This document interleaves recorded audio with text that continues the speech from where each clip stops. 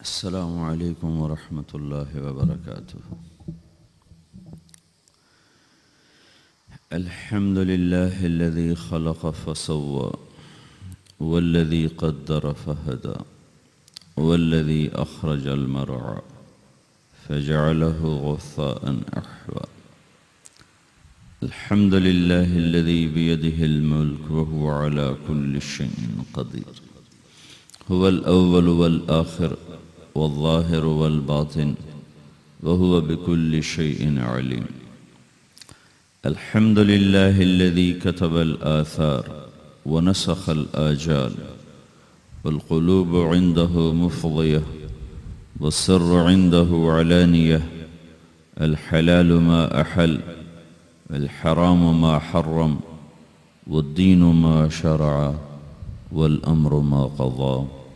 الخلق خلقه والعبد عبده وهو الله الرؤوف الرحيم. وأشهد أن لا إله إلا الله وحده لا شريك له وأشهد أن سيدنا ومولانا محمدا عبده ورسوله صلى الله تعالى عليه وعلى آله وعلى أصحابه وبارك وسلم تسلیما كثيرا كثيرا. اما بعد. میرے بھائیوں اور دوستو، اللہ تعالیٰ نے انسان کو جسم اور روح ان دو چیزوں کے مرکب سے پیدا فرمایا ہے. جسم کے بننے کا نظام اور ہے اور روح کے بننے کا نظام اور ہے. جسم کسی اور جگہ بنتا ہے اور روح کہیں اور سے آتی ہے. جسم زمین اور زمین کی غذاؤں کے مختلف مراحل پیش در پیش سے وقد خلقکم اطوارا، وہ مختلف شکلیں بدلتا بدلتا بدلتا ایک روپ میں ڈھلتا ہے. اور روح ایک لطیف اللہ کا امر ہے جس کا علم انسان کو نہیں دیا گیا. یسألونک عن الروح قل الروح من امر ربی وما اوتیتم من العلم الا قلیلا، کہ روح ایک اللہ کا امر ہے جس کے بارے میں تمہارے پاس کوئی علم نہیں ہے، لہذا اس کی تفصیل تم سمجھ نہیں سکتے ہو. روح آسمان سے آتی ہے، جسم زمین میں بنتا ہے، پھر 4 مہینے بعد اللہ اس کو آپس میں جوڑ دیتا ہے، زندگی متحرک ہو جاتی ہے. روح ہی کے ساتھ زندگی کی بقا رہتی ہے. جب اللہ اس سے واپس نکال لیتا ہے تو سارے ٹائٹل ہٹ کر صرف ایک نام سب کو مل جاتا ہے اور وہ میت کا ہوتا ہے.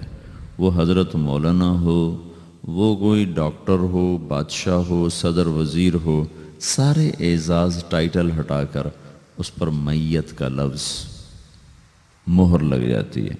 اس میں سے کیا نکلا ہے؟ ہر چیز تو موجود ہے، اب یہ بولتا کیوں نہیں، اٹھتا کیوں نہیں، چلتا کیوں نہیں؟ اس میں سے روح نکل گئی ہے. روح ہمارے جسم کی اصل ہے. اسے نکال دو تو جانوروں کو بھی پتہ ہے کہ اب یہ بے جان چیز ہے. چیونٹیاں، کیڑے مکوڑے بھی اس کو کھانے لگ جائیں گے، جانور بھی کھانے لگ جائیں گے، زمین بھی اس کو گلانے لگ جائے گی، ہوائیں اس کو متغیر کرنے لگیں گی. روح انسان کے اندر ایک چلتا ہوا زندگی کا کارواں ہے. اسے جب اللہ واپس بلاتا ہے تو اللہ یتوفی الانفس حین موتها والتی لم تمت فی منامها. موت کیا چیز ہے؟ اس کے 200 جواب ہیں سائنس کی کتابوں میں. 200 جواب بذات خود بتا رہے ہیں کہ یہ ایک جواب بھی ٹھیک نہیں ہے، اور قرآن ایک جواب دیتا ہے اور وہی حرف آخر ہے قل یتوفاکم ملک الموت. اللہ یتوفی الانفس حین موتها. اللہ ہے جو تمہاری روحوں کو موت کے وقت کھینچ لیتا ہے، تمہارے جسم سے نکال لیتا ہے. تو میرے بھائیوں، موت کے وقت انسان 2 کیفیت میں ہوتا ہے. کچھ لوگوں کی روح ایسے نکل رہی ہوتی ہے کہ ان کے رگ رگ میں وہ پھنس رہی ہوتی ہے. وَلَوْ تَرَى اِذْ يَتَوَفَّى الَّذِينَ كَفَرُوا الْمَلَائِكَةُ يَضْرِبُونَ وُجُوهَهُمْ وَأَدْبَارَهُمْ. کاش تم دیکھ سکتے وہ منظر جب اللہ کے فرشتے نافرمانوں کی روح کو نکال رہے ہوتے ہیں تو ان کے منہ پہ بھی مارتے ہیں، ان کی کمر پر بھی مارتے ہیں. اور اخرجوا انفسکم اليوم، نکالو آج اپنی روحوں اور جانوں، اب تم بچ نہیں سکتے ہو. وہ پیچھے ہٹنا چاہتے ہیں، رب ارجعون، مجھے واپس کر دے تھوڑی دیر کے لیے، لعلی اعمل صالحا، اب میں پورا ٹھیک ٹھیک مسلمان بن کے چلوں گا. تو اس کے جواب میں ہوتا ہے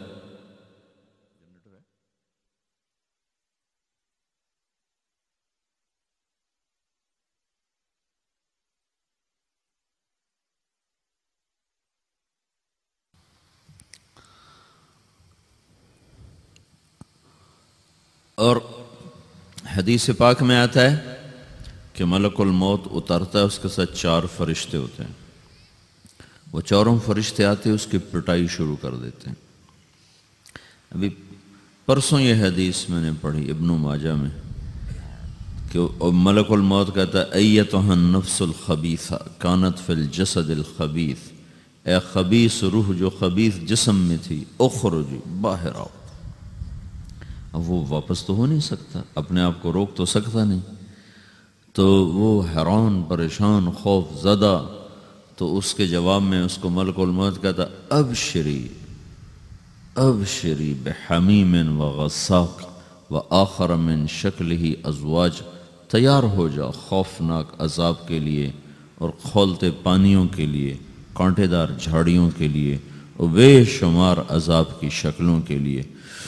تو اس کی روح کو جب کھینچتے ہیں تو رگ رگ سے وہ کٹ کٹ کے نکلتی ہے، تو سارا وجود زیر و زبر ہوتا ہے. سکرات کا درد ساری دنیا کے دردوں پر حاوی ہے. جب اس کی روح نکلتی ہے اور اس کو لے کر آسمان پر چلتے ہیں تو دروازے پر پہنچتے ہیں تو اندر سے فرشتے پوچھتے ہیں کون ہے؟ کہتے ہیں فلاں فلاں کا بیٹا ہے. کا نفس خبیثہ فی الجسد الخبیث، یہ تو وہی بدماش ہے جو بدماش جسم میں تھا، یہ وہ بدبخت روح ہے جو بدبخت جسم میں تھی. اس کے لیے آسمان کے دروازے نہیں کھول سکتے، اسے واپس کر دیا جائے.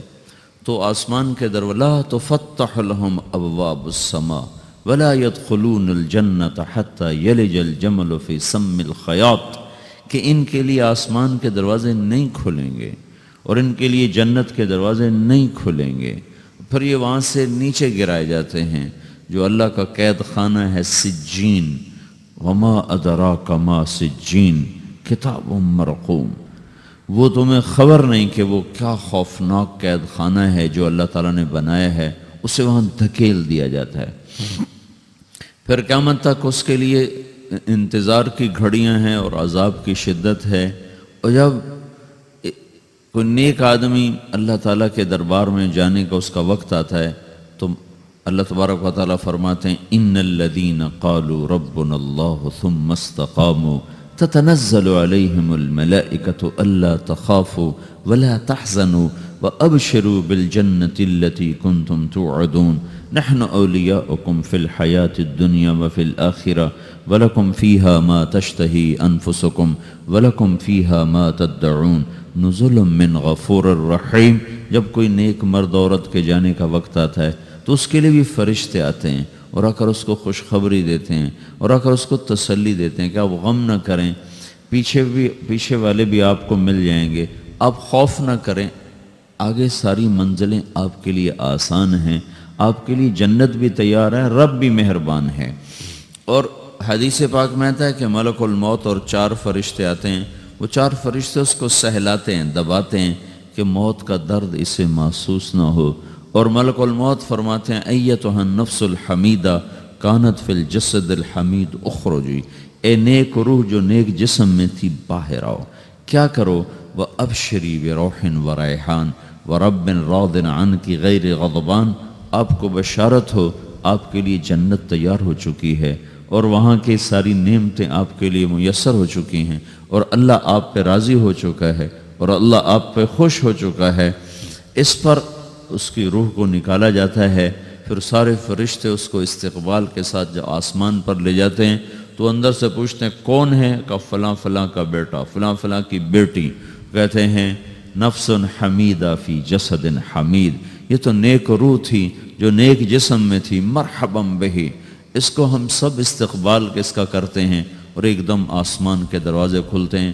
پھر وہ پہلا، دوسرا، تیسرا، چوتھا سارے آسمان پار کرتا ہوا اللہ پاک کے عرش کے نیچے کے جا کر، مرد ہے یا عورت، وہاں جا کر سجدے میں سر رکھتا ہے اور اللہ تعالیٰ فرماتے ہیں ہاں اس نے ہمیں خوش کیا، ہم اسے خوش کریں گے، اور اس کو عافیت کے ساتھ وہاں آسمان میں، پہلے آسمان سے لے کر اللہ کے عرش تک یہ سب ویٹنگ روم بنے ہوئے ہیں، جہاں اللہ اپنے اپنے درجات کے مطابق جنت والوں کو ٹھہراتا ہے، اور وہ انتظار گاہ ہے، اور وقت ختم ہو جاتا ہے، لہٰذا انتظار کی جو تکلیف ہے وہ بھی ختم ہو جاتی ہے۔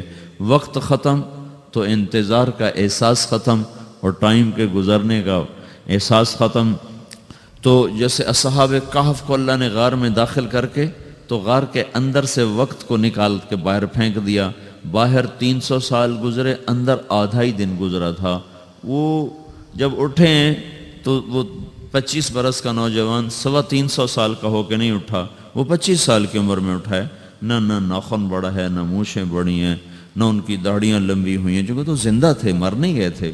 تو زندہ کے تو بال بھی بڑھتے ہیں، ناخن بھی بڑھتے ہیں، لیکن وہ اس طرح اٹھے کہ 300 برس گزر گئے، اور 25 برس کا نوجوان 25 سال کی عمر میں اٹھا ہے، 20 برس کا 20 برس کی عمر میں اٹھا ہے، اور وہ کہنے لگے کم لبثنا، بھئی کتنا ٹھہرے ہیں، کہ یومن او بعض یومن، لگتا ہے کوئی دن آدھا دن ٹھہرے ہیں۔ وہ صحیح کہہ رہے تھے۔ باہر اللہ تعالیٰ نے وقت کی گھڑی کو چلائے رکھا، اور اندر غار میں اس کو سوئچ آف کر دیا، نکال دیا کہ یہاں وقت کو داخل نہیں ہونے دیا۔ تو وقت کے گزرنے سے جو بھی اثرات مرتب ہوتے ہیں وہ ان پر مرتب نہیں ہوئے، تو وہ 20 آدھے ہی دن کے بعد اٹھے ہیں، باہر 300 سال، اندر آدھا دن۔ یہی کچھ اللہ تبارک و تعالیٰ برزخ میں کر دیتا ہے، وقت کو ختم کر دیتا ہے، گزرنے کا احساس نہیں ہوتا ہے۔ تو اس طرح میرے عزیزو، یہ 2 موتیں ہر انسان دیکھتا ہے، یا وہ جنت کے فرشتوں کا استقبال دیکھتا ہے، یا جہنم کے فرشتوں کی مار اور پٹائی کو سہتا ہے۔ رابعہ بصری رحمۃ اللہ علیہ کا انتقال ہونے لگا تو انہوں نے رات کو فوت ہوئی، تو انہوں نے اپنی خادمہ کو بلا کے فرمایا کہ کسی کو بتانا نہیں، جب میں مر جاؤں تو پڑوس میں 2-4 کو بلا کر نا میرا جنازہ پڑھوا دینا، اور جس کرتے میں تہجد پڑھتی تھی وہی میرا کفن بنا دینا، اور صبح بے شک لوگوں کو بتا دینا، میرے مرنے کے بعد میری میت کو رکھنا نہیں، فوراً دبا دینا۔ تو جب ان کا انتقال ہوا تو انہوں نے پڑوس کے 2-4 10-20 آدمی بلائے، اور ان کو تدفین تجہیز سب کچھ ہو گئی۔ صبح شور مچا کہ وہ رابعہ بصری کا انتقال ہو گیا۔ تو اگلے دن وہ خواب میں اس خادمہ کو ملی اور کہا بیٹی تیری بڑی مہربانی، تو نے میری وصیت کے مطابق عمل کیا۔ اس نے دیکھا کہ انہوں نے ایک خوبصورت سبز لباس پہنا ہوا ہے، تو وہ فرمانے لگیں، انہوں نے سوال کیا کہ آپ کے ساتھ قبر میں کیا ہوا؟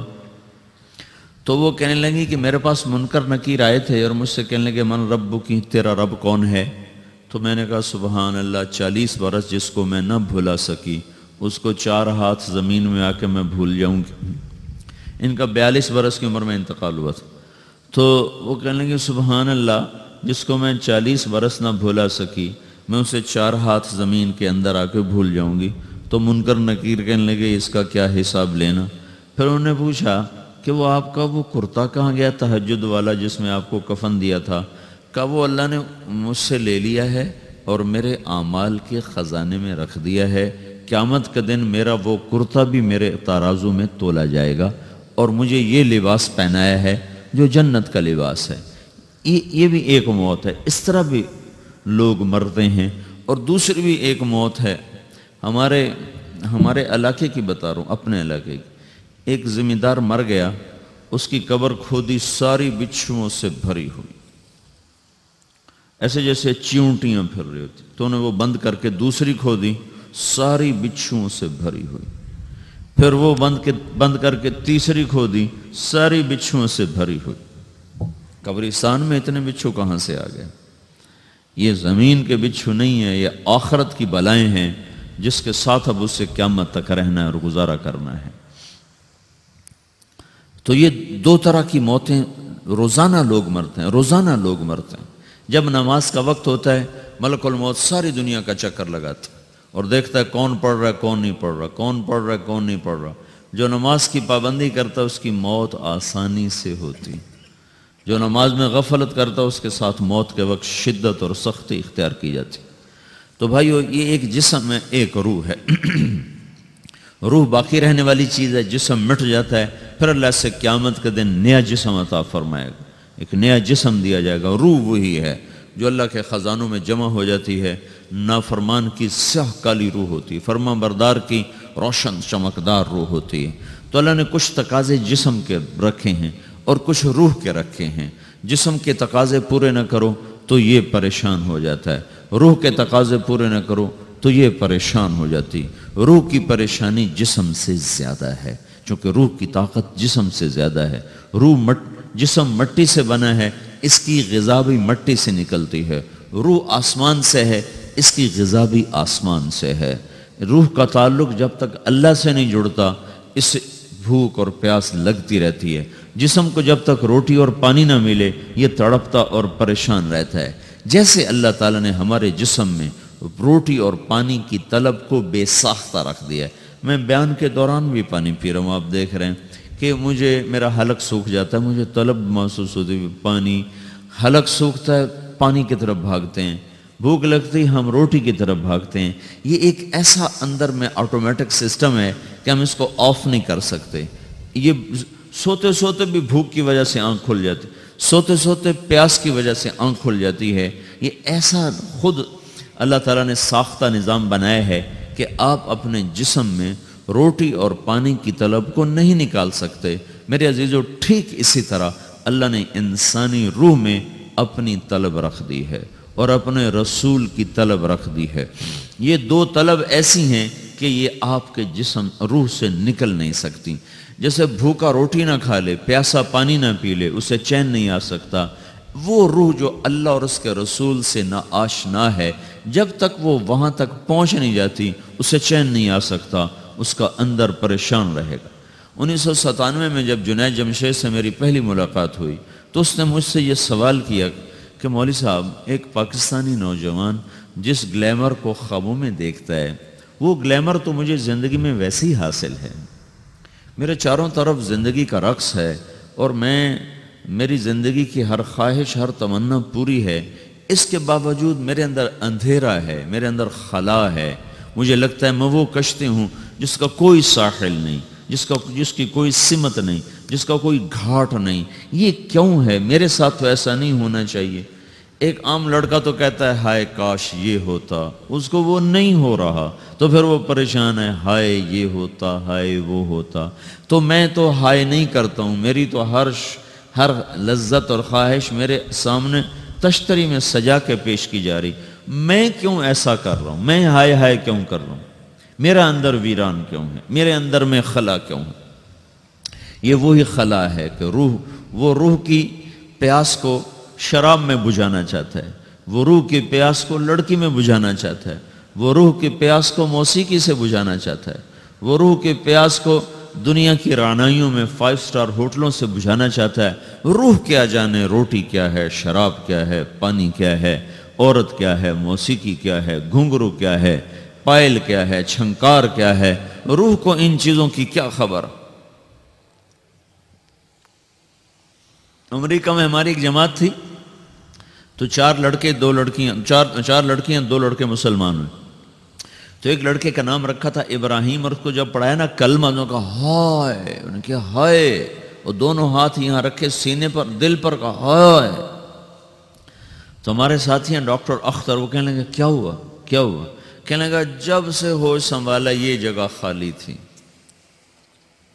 یہ تیرے کلمہ پڑھانے پر بھر گئی ہے کہ میری خوشی سے ہائے نکل گئی۔ یہ جگہ خالی رہے گی، یہاں شراب نہیں پہنچ سکتی، یہاں نغمہ اور موسیقی نہیں پہنچ سکتی، یہاں تالے لگے ہوئے ہیں، یہاں تک کوئی آواز نہیں جا سکتی۔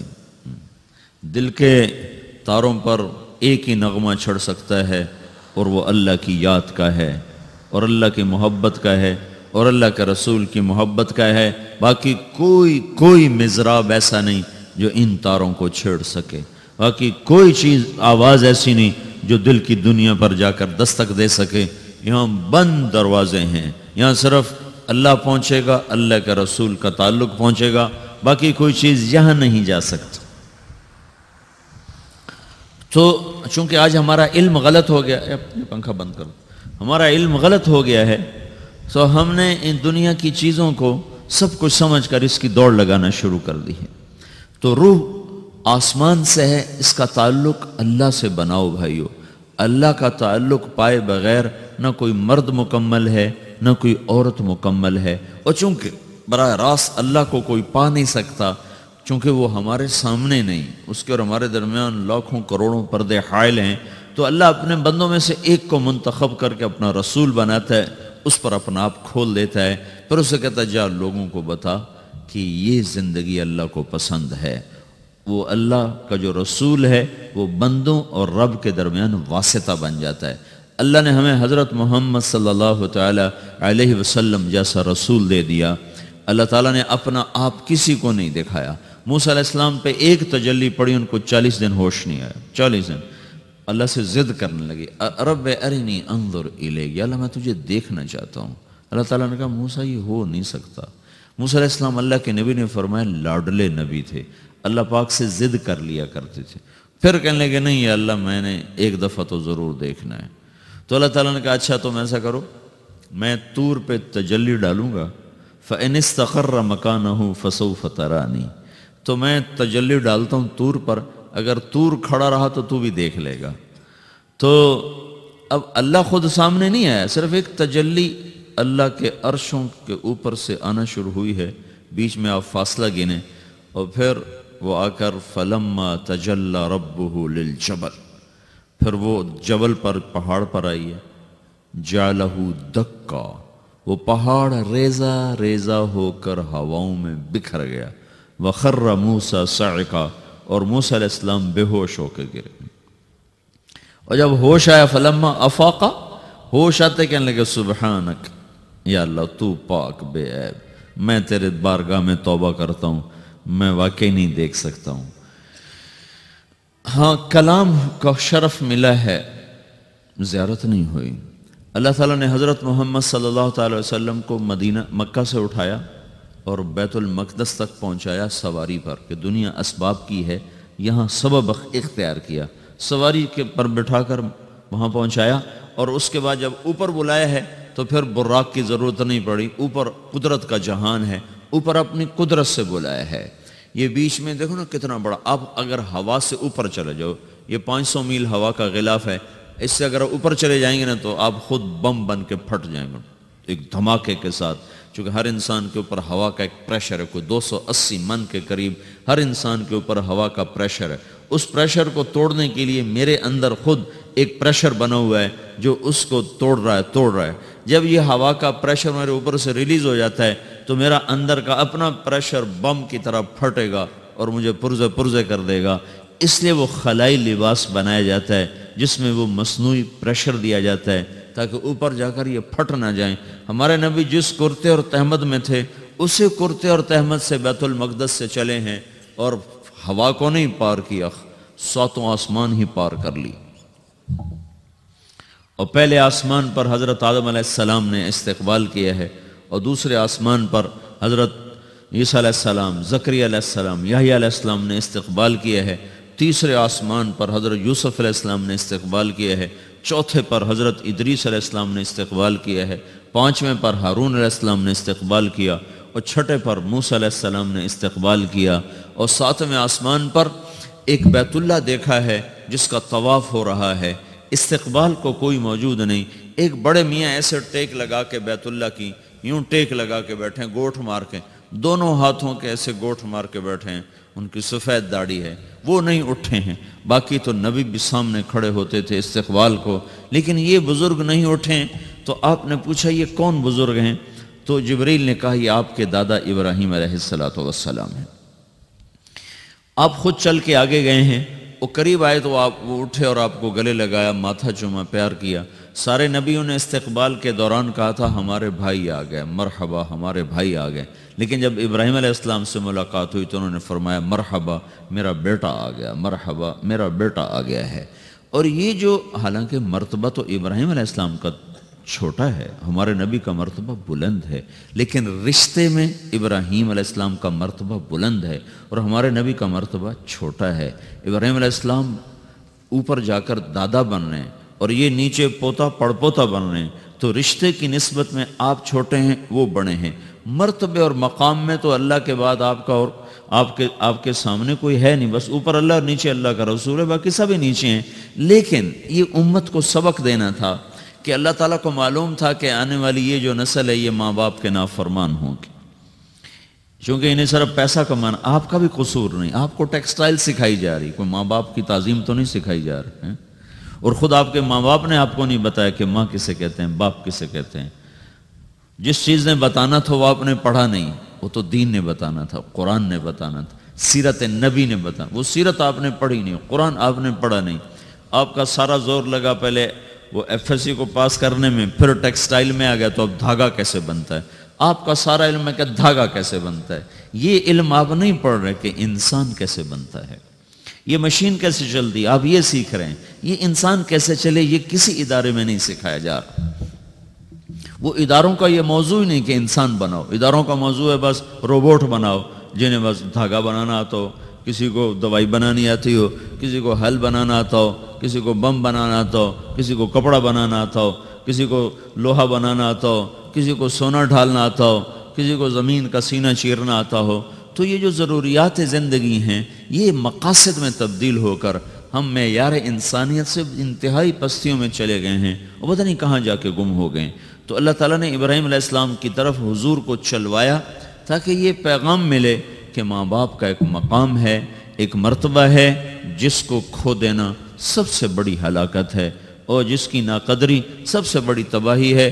ہمارے نبی پاک صلی اللہ تعالی وسلم سے جب پوچھا گیا یا رسول اللہ قیامت کب آئے گی، تو آپ نے ارشاد فرمایا یہ اللہ کو پتہ ہے۔ تو اس نے پوچھا یا رسول اللہ کوئی نشانی بتائیں، تو آپ نے فرمایا جب ماؤں کو اولاد ذلیل کرنے لگ جائے تو قیامت آ جائے گی۔ یہ کیا کہہ دیا ہے؟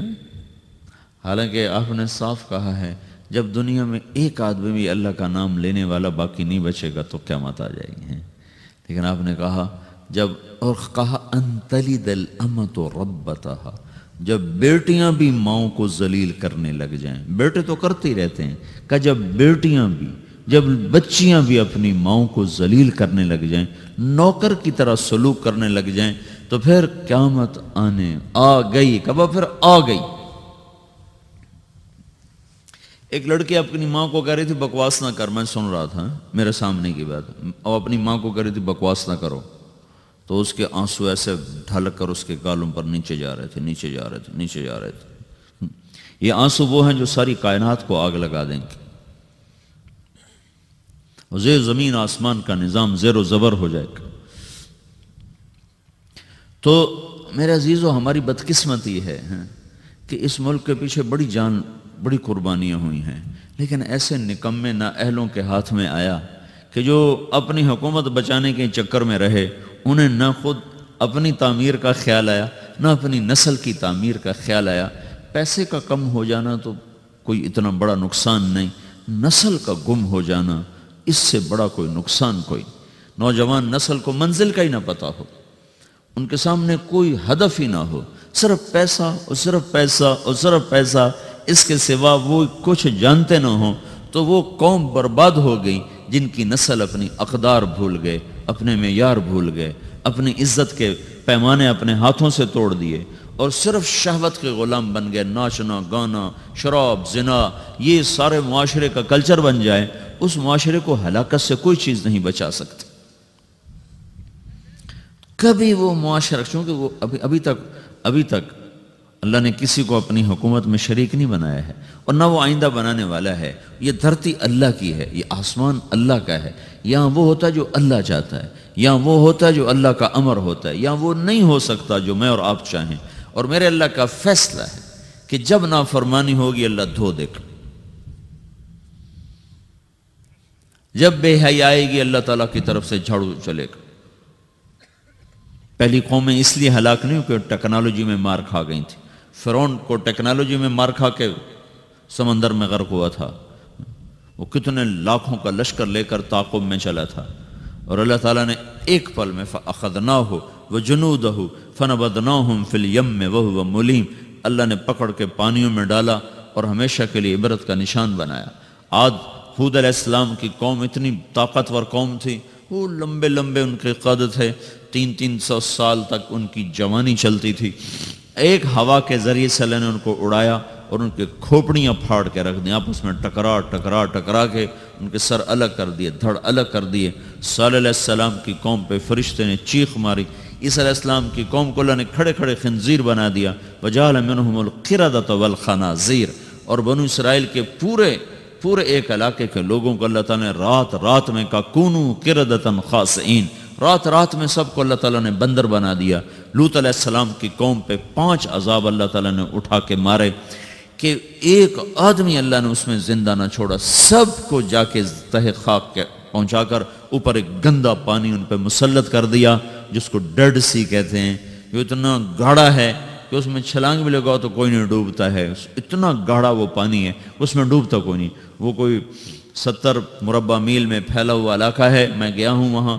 وہ اللہ نے جب وہ جبریل نے زمین کو اٹھایا نا، اٹھا کے زمین پہ مارا، وہ سارا پہاڑی علاقہ ہے، لیکن ایک دم ایک جگہ پہنچ کر یوں نشیب آ جاتا ہے، یوں ایسے نشیب، ادھر بھی پہاڑ اور بیچ میں ایسے ایک وادی ہے جو کو 300 میل لمبی ہے۔ جب اللہ تعالیٰ نے جبریل نے اللہ کے امر سے قوم لوط کی قوم کو زمین پہ پھینکا، مارا، تو اس زور سے وہ زمین پر گرے کہ دائیں بائیں 300 میل میں زمین دھنس گئی، نیچے دھنس گئی۔ جب اب آپ کوئی پتھر زمین پہ پھینکو نا تو تھوڑی زمین چاروں طرف سے نیچے بیٹھ جاتی۔ پوری بستی تھی، لاکھوں کی آبادی کی، جس کو نیچے سے اکھاڑا اور اوپر سے جا کر زمین پر جو پھینکا، وہ اتنے زور سے گرے کہ 300 میل دائیں بائیں زمین اندر دھنس گئی، ادھر بھی پہاڑ اور بیچ میں پوری ایک وہ وادی بن گئی ہے، جس میں اب خیر اب آبادی ہے، لیکن وہ جگہ وہاں ابھی تک وہ گندا پانی کھڑا ہوا ہے، جو اس بات کا اعلان کر رہا ہے کہ نافرمانی کے ساتھ یہ کیا جاتا ہے، چونکہ ابھی تک کائنات کی باغ ڈور اللہ کے ہاتھ میں ہے، اور فیصلے وہ آسمان سے کرتا ہے، نظام وہ چلاتا ہے، ترتیب اس کے ہاتھ میں ہے، قدرت اس کے ہاتھ میں ہے، حکومت اس کے ہاتھ میں ہے، فیصلے وہ کرتا ہے۔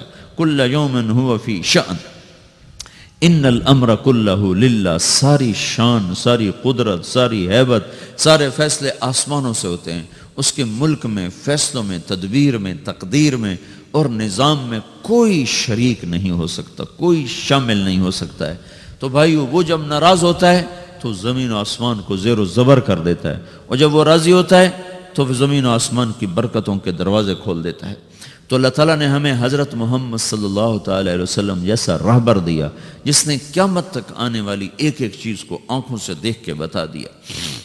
آپ کو اللہ تعالیٰ نے جنت دکھائی، جہنم دکھائی، پر جنت جہنم تو بڑی چھوٹی چیز ہے۔ میں یہ کہہ رہا تھا کہ اللہ تعالیٰ نے ہمارے نبی کو وہ آنکھ عطا فرمائی کہ 7 آسمان سے اٹھا کر، سدرۃ المنتہا سے اٹھا کر، عرش کے اوپر سے اٹھا کر، سارے 70,000 سے مراد ہے بے شمار، 70,000 بے شمار جو پردے تھے اللہ اور خلقت کے درمیان، وہ سارے اٹھا کر اللہ اپنی ذات کے ساتھ سامنے آ گیا تھا اپنے نبی کی۔ حضرت ابن عباس نے پوچھا، یا رسول اللہ رأیت ربک؟ قال رأیت نورک، آپ نے اپنے رب کو دیکھا یا رسول اللہ؟ کہا ہاں میں نے دیکھا، میں نے اس کے نور کا، اس کے جمال کا میں نے مشاہدہ کیا۔ وہ آنکھ کتنے علم رکھتی ہے جو اللہ کو دیکھ لے، وہ کان کتنے طاقتور ہیں جو اللہ کی آواز سن لے، وہ سینہ کتنا طاقتور ہے جو اللہ کی تجلیات کو ہضم کر جائے۔ دیکھو نا، موسیٰ علیہ السلام پہ تجلی آئی پہاڑ سے لوٹ کر آئی ہے، ہوش نہیں آیا ہے۔ یہاں سیدھا اللہ کی ذات عالی کا دیدار ہے، اور اللہ کو آنکھ دیکھ رہی ہے، کان سن رہا ہے، زبان بات کر رہی۔ التحیات للہ والصلوات والطیبات، یہ اللہ تعالیٰ سے یہ بات ہو رہی۔ آگے جواب آ رہا ہے، السلام علیک ایہا النبی ورحمۃ اللہ وبرکاتہ۔ اس کے جواب میں ہمارے نبی فرما رہے ہیں، السلام علینا وعلی عباد اللہ الصالحین۔ یہ مکالمہ اللہ کے سامنے دیکھتے ہوئے، اللہ کی سنتے ہوئے، کتنا عظیم رسول اللہ تعالیٰ نے بنایا۔ پھر مکالمہ ہو رہا ہے، یا اللہ، ابراہیم کو آپ نے خلیل بنایا، اور موسیٰ علیہ السلام کو آپ نے کلیم بنایا، اور داؤد علیہ السلام کو آپ نے لوہا نرم کر کے دیا، اور سلیمان علیہ السلام کو یا اللہ آپ نے ہوا تابع کر کے دی، اور عیسیٰ علیہ السلام کو یا اللہ آپ نے مردے زندہ کر کے دیے، تو یا اللہ میرے لیے کیا ہے؟ یہ اللہ سے ساتھ بات ہو رہی، اتنا لمبا چوڑا مکالمہ ہو رہا ہے۔ تو آگے اللہ تعالیٰ جواب میں ارشاد فرما رہا ہے اولیس قد آتیتک افضل من ذلک کلہ، اے میرے نبی میں نے تمہیں سب چیز سے اعلیٰ چیز عطا کی ہے، اللہ ذکرت الا ذکرت معی، قیامت تک تیرا میرا نام اکٹھا رہے گا، جدا نہیں ہو سکتا۔ سب سے اعلیٰ چیز قربت دے دی کہ میں نے آپ کو اپنے قریب کر لیا۔ اب یہ لا الہ الا اللہ کے ساتھ محمد الرسول اللہ جڑ گیا ہے، اب یہ کبھی نہیں مٹ سکتا۔ اللہ کو پانے کے لیے کوئی راستہ نہیں۔ محمد الرسول اللہ سند ہیں، ڈگری ہیں۔ کیوں بھائی؟ ادھر بازار ادھر کسی مل میں کوئی چلا جائے گا جی میں ٹیکسٹائل انجینئر ہوں مجھے رکھ لو، تو سب سے پہلی چیز وہ کیا کہیں کہ آپ کے پاس ڈگری ہے؟ پاکستان میں 2 کالج ہیں، ایک یہاں ایک دوسرا کہاں ہے؟ کراچی میں ہے۔ تو سب سے پہلی چیز جو آپ سے مانگیں گے نا، کہیں گے آپ اپنے ڈگری دکھاؤ، تو آپ وہاں جعلی سند پیش کر سکتے ہو؟ جعلی سند کے ساتھ آپ کو کوئی رکھے گا؟ تو وہ کہیں گے جی آپ ہمیں ڈگری لاؤ۔ یہ ڈگری، یہ سند، یہ ایک ضمانت ہے کہ یہ آدمی صحیح جانتا ہے، اس کے عالم ہونے کی ضمانت نہیں ہے، اس صرف اس بات کی ضمانت ہے کہ یہ آدمی صحیح راستے پر ہے، صحیح چیز کو اس نے حاصل کیا ہوا ہے۔ MBBS کی ڈگری دکھاؤ گا، اور ویسے کوئی بیٹھ جائے پھٹا لگا کے تو پکڑ کے جیل میں ڈال دیں گے۔ تو اللہ تک پہنچنے کے لیے صرف ایک راستہ، وہ حضرت محمد صلی اللہ تعالی وسلم کی پاک زندگی ہے۔ اسے چھوڑ کر، اس سے ہٹ کر کوئی اللہ تک پہنچنے کا دعویٰ کرے تو بھائیو وہ گمراہی پر ہے، وہ صحیح راستے پر نہیں ہے، وہ اللہ کو نہیں پا سکتا، وہ اللہ تک نہیں جا سکتا۔ اللہ تک جانے کے لیے صرف حضرت محمد صلی اللہ تعالی وسلم کی پاک زندگی ہے۔ اب اس کی حفاظت اللہ کے ذمے تھی کہ چونکہ آپ کی زندگی نے نمونہ بننا تھا تو اللہ تعالیٰ نے اس کو قیامت تک کے لیے محفوظ کر دیا، تاکہ اس میں کوئی آج کے دور کا ٹیکسٹائل کا لڑکا کہے جی اللہ کو کیسے راضی کروں، تو یہ دیکھو یہ قرآن ہے جس کے زیر و زبر میں کوئی تبدیلی نہیں کر سکا، اور یہ اللہ کے محبوب کی سیرت اور زندگی ہے جس میں آج تک کوئی دجال اپنی طرف سے کوئی چیز داخل نہیں کر سکا۔ یہ سکہ بند چیز ہے، اس کے پیچھے چلو گے تو اللہ ملے گا، عورتیں چلیں گی ملے گا، مرد چلیں گے ملے گا۔ اس سے ہٹ کر ان ترتیبوں کو توڑ کر جو کہیں گے ہمیں اللہ مل گیا ہے تو وہ دھوکے کا شکار ہیں۔ اس لیے قیامت کا ایک نام ہے تغابن، وَذَلِكَ يَوْمُ التَّغَابُن، دھوکے کا دن، فراڈ کا دن۔ فراڈ کا دن کیا مطلب؟ اس دن نافرمان کہیں گے ہائے ہمارے ساتھ دھوکہ ہو گیا، ہائے ہمارے ساتھ دھوکہ ہو گیا، ہم دھوکے میں مارے گئے۔ تو اس دن ایک پکار چل رہی ہوگی، دھوکہ ہو گیا، دھوکہ ہو گیا، دھوکہ ہو گیا، فراڈ ہو گیا، ہم کیا تھے، ہم کیا سمجھتے رہے، نکلا کیا، ہم کدھر جا رہے تھے، پہنچے کہاں۔ تو یہ ایک نام قیامت کا یوم التغابن بھی رکھا گیا ہے کہ اس دن ہر نافرمان اپنے دھوکے سے نکلے گا، لیکن اس دن بات ختم ہو چکی ہوگی، مہلت ختم ہو چکی ہوگی۔ تو میرے عزیزو، حضرت محمد صلی اللہ تبارک و تعالی علیہ وسلم کی پاک زندگی وہ اللہ تک پہنچنے کے لیے نمونہ ہے۔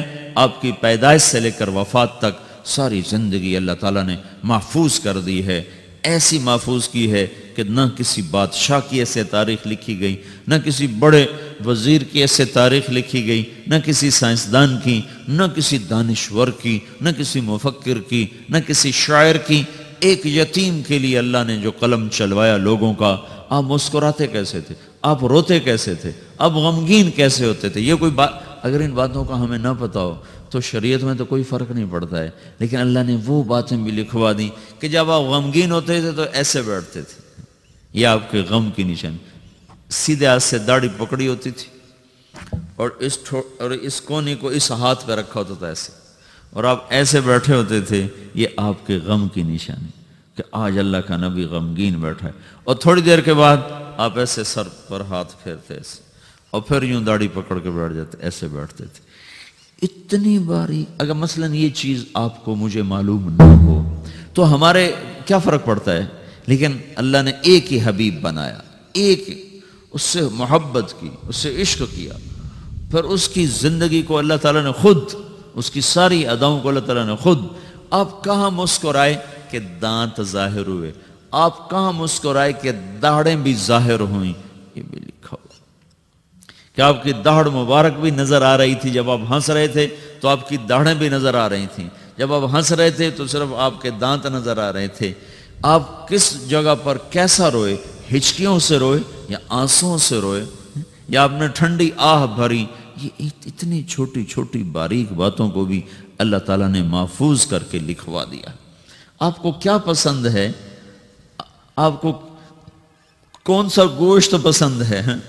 آپ کو دستی پسند تھی، بکری کی دستی، تو ابو عمر رضی اللہ تعالیٰ عنہ آپ کے لیے نا پکا رہے تھے، دیکھ پکا رہی تھی اور لوگوں کے لیے، تو آپ تشریف لائے، آپ نے کہا ابو عمر یہ مجھے دستی پکڑانا۔ وہ بوٹیاں کر کے نہیں پکاتے تھے، پورے پارچے پورا حصہ ڈال کے پکایا جاتا، تو انہوں نے ایسے ڈوئی سے نا آپ کو پوری دستی نکال کے دے دی، تو آپ نے دونوں ہاتھوں سے پکڑ کر اس کو ایسے دانتوں سے نوچ کے کھایا، اور پھر اس کو ہڈیوں کو رکھ کر پھر آپ نے کہا ابو عمر ناولنی الذرا، یہ نکالو اس میں سے دستی نکالو، تو انہوں نے دوسری نکال کے دی، تو آپ نے ایسے دونوں ہاتھوں سے پکڑ کر اس کو اس طرح دانتوں سے کاٹ کے کھایا اور ہڈی پھینک گیا، ابو عمر ناولنی الذرا، ابو عمر مجھے دستی پکڑاؤ۔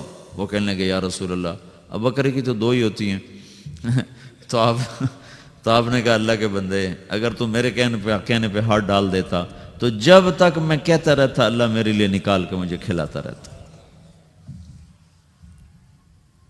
آپ کو شہد کا شربت پسند تھا، کھجور کا شربت پسند تھا، انگور کا پھل پسند تھا، برنی کھجور پسند تھی، اجوا کھجور پسند تھی، بیروحا کا ٹھنڈا پانی پسند تھا، سفید لباس آپ کو پسند تھا، قمیص آپ کا پسندیدہ لباس تھا، چال میں آپ کے عاجزی اور مسکنت تھی، پاؤں چھوٹے رکھتے تھے، چال میں تیزی ہوتی تھی، گردن جھکی ہوتی تھی، نظر اٹھا کے نہیں چلتے تھے، مردوں میں بھی بیٹھتے ہوئے آپ کی نظر نہیں اٹھتی تھی، چاہے جائے کہ کوئی عورت سامنے آ جائے۔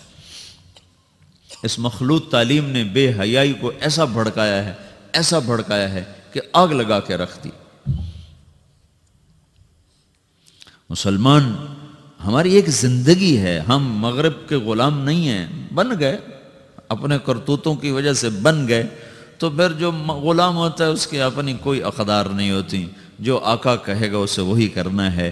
ہماری بدقسمت ہے کہ ہم اپنی نافرمانی کی وجہ سے، اللہ کے نبی نے فرمایا تھا اذا اتخذ الفیء دولا، جب میری امت کے حکمران وہ مسلمانوں کے مال کو لوٹنا شروع کر دیں گے، والامانۃ مغنما، اور امانت جس کے پاس رکھی جائے گی وہ کھا جائے گا، والزکاۃ مغرما، مالدار لوگ زکوٰۃ دینا چھوڑ دیں گے، وتعلم لغیر الدین، اور علماء کے قدم بادشاہوں کے درگاہوں کی طرف، بارگاہوں کی طرف اٹھنا شروع ہو جائیں گے، اللہ کے در سے ہٹ کر وہ بادشاہوں کے درباروں کی سیٹ کے متلاشی ہو جائیں گے، وَأَطَاعَ الرَّجُلُ زَوْجَتَهُ، اور لوگ بیویوں کے فرما بردار ہو جائیں گے، وَعَقَّ أُمَّهُ، اور ماؤں کے نافرمان ہو جائیں گے، اور ادنا صدیقہ، اور دوست کا استقبال کریں گے، وَأَقْصَى أَبَاهُ، اور باپ کو دھکے دیں گے، ماں باپ سے بدتمیزی کریں گے، دوستوں کا اکرام کریں گے، ماں باپ کو گھور کے دیکھیں گے،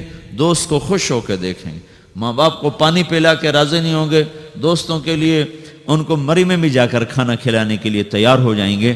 اللہ کے نبی نے فرمایا کاش میرے ماں باپ ہوتے، میں ان کی بڑی خدمت کرتا، اور نہیں تو میری ماں تو ضرور ہوتی، اور میں عشاء کی نماز کے لیے مصلی پہ کھڑا ہوتا، سورۃ فاتحہ شروع کر چکا ہوتا، اور ادھر میرے گھر کی کھڑکی کھلتی اور میری ماں منہ نکال کے کہتی محمد، تو میں نماز توڑ کے کہتا جی اماں جان۔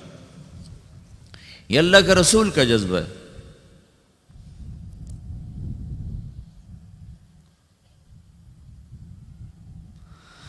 ہائے ہائے، ابو ہریرہ رضی اللہ عنہ جہاد پر تیار ہو گئے، ان کی ماں نے کہا بیٹا مجھے اکیلے چھوڑ کے تو نہ جا، کہا نہیں، اللہ کے نبی نے کہا میں نے جانا ہے، تو انہوں نے کہا میں تجھے اپنے دودھ کا واسطہ دیتی ہوں جو میں نے تمہیں پلایا ہے، مجھے چھوڑ کے نہ جا، کہا نہیں میں نے جانا ہے، اور ہتھیار سجا لیے۔ ان کی ماں نے اللہ کے نبی کو پیغام بھیجا کہ میں نے ابو ہریرہ کو دودھ کا واسطہ دیے پھر بھی نہیں رکا۔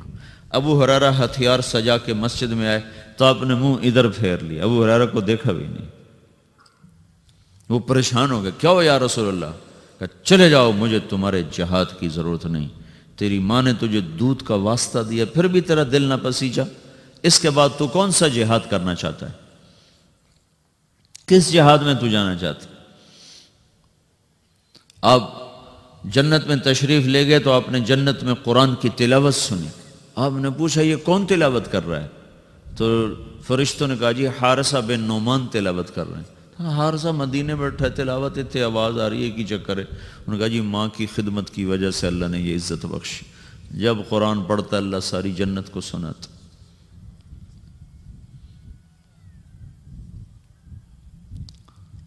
اور ایک صحابی کی بیوی نے پیغام بھیجا، یا رسول اللہ میرے خامد مر رہے ہیں، کلمہ نہیں پڑھ. صحابی اور کلمہ نہ پڑھا جائے، صحابی کلمہ نہ پڑھا جائے. ساری دنیا کے ابدال قطب صحابی کے پاؤں کی خاک کے برابر. تو آپ نے پوچھا ماں باپ میں کون زندہ ہے؟ کہا جی ماں زندہ ہے. کہا ناراض ہے؟ کہا جی ناراض ہے. تو آپ نے اس کی ماں کو پیغام بھیجا کہ علقمہ، ان کا نام تھا علقمہ، میں آپ سے ملنا چاہتا ہوں. وہ خود آ گئی. تو آپ نے فرمایا تم علقمہ سے ناراض ہو؟ کہا جی ناراض. کیا ناراضگی ہے؟ کہ یا رسول اللہ مجھے اس کے دین کا کوئی گلہ نہیں، بہت نیک ہے، بدتمیز ہے، زبان سے جب بولتا ہے تو دل توڑ دیتا ہے، زبان کا بدتمیز ہے، اور کچھ نہیں، صرف زبان کی تیزی، بولاؤ تو کھانے کو آتا. اس جوانی میں یہ ایسا ہی لہجہ ہوتا ہے نوجوانوں کا اپنے ماں باپ کے ساتھ، کیسے کاٹنے کو آتے ہیں، کھانے کو آتے ہیں. یہ تو صحابی کا کلمہ روکا پڑا، میرے آپ کے ساتھ کیا ہو؟ اگر تم نے ماں باپ کو ایسے بدتمیزی سے بولنا سیکھ لیا تو کیا کرو گے مرتے وقت؟ تمہاری ٹیکسٹائل تو نہیں تمہارے کام آنے کی قبر میں. اگر تم صرف ٹیکسٹائل انجینئر ہو تو مکڑی تم سے بہتر ٹیکسٹائل انجینئر، کیسا دھاگا بناتی اور کیسا نقشہ بناتی. تو آپ نے کہا معاف کرو گی؟ کہا نہیں میں نہیں معاف کروں گی. تو آپ نے حضرت بلال سے کہا بلال لکڑیاں اکٹھی کرو اور علقمہ کو آگ لگاؤ. وہ کہنے گے یا رسول اللہ، وہ کہنے گے آپ علقمہ کو آگ لگائیں گے؟ کہا ہاں. تو معاف نہیں کرے گی نا تو یہ سیدھا دوزخ میں جائے گا، اور میں جلا دوں گا تو دوزخ سے بچ جائے گا. تو کہنے لگے نہیں اتنا تو میرا حوصلہ نہیں کہ میں یہ دیکھ سکوں، میں اسے معاف کرتی ہوں. یہ کہنا تھا میں معاف کرتی ہوں تو علقمہ کی زبان پہ کلمہ جاری ہو گیا، اور ساتھ ہی ان کا انتقال ہو گیا. پھر آپ نے اس کا جنازہ پڑھایا. پھر آپ نے فرمایا جس نے ماں باپ کو دکھ دیا اس پہ اللہ کی لعنت، فرشتوں کی لعنت، زمین آسمان کی لعنت، نہ نماز قبول ہوگی، نہ روزہ، نہ صدقہ. تو آپ نے فرمایا کہ جس وقت میری امت میں مائیں ذلیل ہوں گی، باپ در بدر ہوں گے، ٹھوکر کھائیں گے، دوستوں کی عزت اور اکرام ہوگا اور باپ کو ذلیل کیا جائے گا. وساد القبیلۃ فاسق ہوں، اور قبیلے کا سردار فاسق و فاجر ہوگا. وکان رئیس القوم ارذلہم، اور حکومت نکمے انسانوں کے ہاتھ میں ہوگی. وَأُكْرِمَ الرَّجُلُ مَخَافَةَ شَرِّهِ، ایک دوسرے کو سلام کریں گے اندر میں بغض بھرا ہوا ہوگا، ایک دوسرے کو سلام کریں گے اندر میں کوئی نہ کوئی مفاد بھرا ہوا ہوگا. اور وَارْتَفَتِ الْأَصْوَاتُ فِي الْمَسَاجِدِ، اور مسجدوں میں لڑائیاں شروع ہو جائیں گی. وَظَهَرَتِ الْقَيْنَاتُ وَالْمَعَازِفُ، اور ساری امت گانے بجانے میں ڈوب جائے گی. یہ وہ دور ہے جب سوائے قرآن کے کسی گھر میں کسی چیز کی آواز نہیں آتی تھی. اور اب آگے دیکھ کے بتا رہے تھے کہ ایک وقت آنے والا ہے جب ساری امت موسیقی میں ڈوب جائے گی.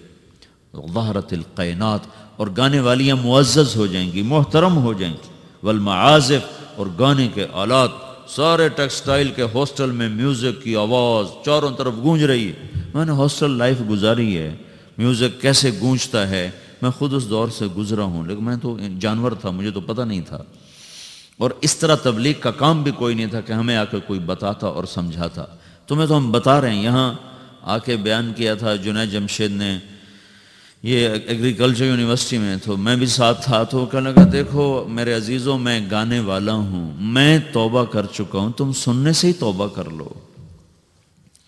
یہ کیسے دیوانے ہیں جو کہتے ہیں موسیقی روح کی غذا ہے. یہ روح کی غذا ہوتی تو میں چھوڑ دیتا. بھلا تم روٹی چھوڑ دو گے، پانی چھوڑ دو گے؟ تمہیں کوئی لاکھ تقریریں کریں تو روٹی چھوڑ دو گے، پانی چھوڑ دو گے؟ تو جو چیز روح کو تقویت پہنچائے اسے کون چھوڑے گا؟ روح کو تقویت پہنچانے کے لیے صرف تم ایک دفعہ کہتے نا اللہ، تو تمہاری روح کا رواں رواں سرشار ہو جاتا. جب کہتے نا لا الہ الا اللہ، تو تمہاری ساری روح میں نغمے نغمے گونجنے لگتے. تو اس نے کہا میں گانے والا توبہ کر چکا، تو سننے والی بھی تو توبہ کرو. کہ ظہرت القینات والمعازف، گانے والیاں معزز، گانے موسیقی عام. وشربت الخمور، اور شراب پی جائے گی. وَلَانَ آخِرُ هَذِهِ الْأُمَّةِ اول. میں لاہور میں تھا، ایک بڑے افسر کہنے لگے جی قرآن میں کہاں لکھا ہے شراب حرام ہے؟ میں نے کہا قرآن میں کہاں لکھا ہے زنا حرام ہے؟ دکھا دو کہیں قرآن میں لکھا ہو کہ زنا حرام. چلو زنا تو ایک مسلمان بھی کر سکتا ہے، شراب ایک مسلمان بھی پی سکتا ہے. سارے قرآن میں کہیں دکھاؤ کہ لکھا ہو شرک حرام ہے، پتھر کی پوجا حرام ہے. اللہ کے بندو، تم نے انگریزی پڑھی ہے، تم نے عربی نہیں پڑھی. تم عربی کا محاورہ کیسے سمجھ سکتے ہو؟ ایک حرام کرتے ہو، ایک اس کو حلال کہتے ہو. ایک شراب پینا ایک اس کو حلال کہنا، ایک نماز نہ پڑھنا ایک اس کو حلال کہنا. یہ تو اسلام سے ہی باہر نکل گئے.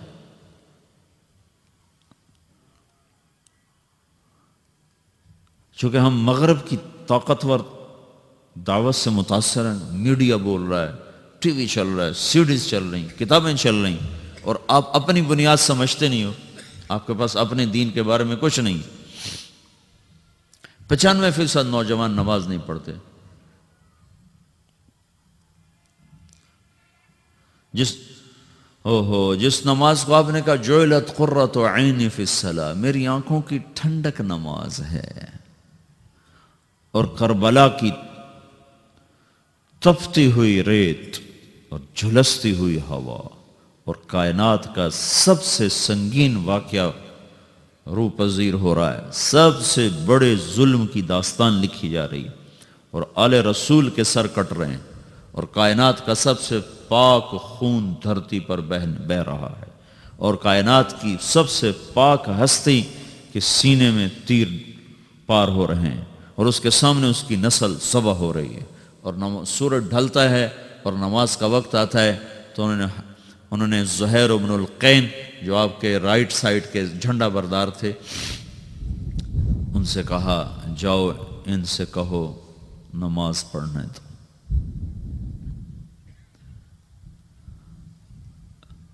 اب نماز پڑھنے کی کیا ضرورت؟ ابھی تو اللہ سے ملاقات ہو جانی ہے تو نام بھی پڑھیں تو کیا حرج ہے؟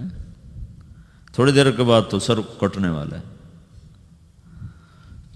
تو انہوں نے زہیر کو بھیجا، وہ شمر کے پاس کے قریب پہنچے.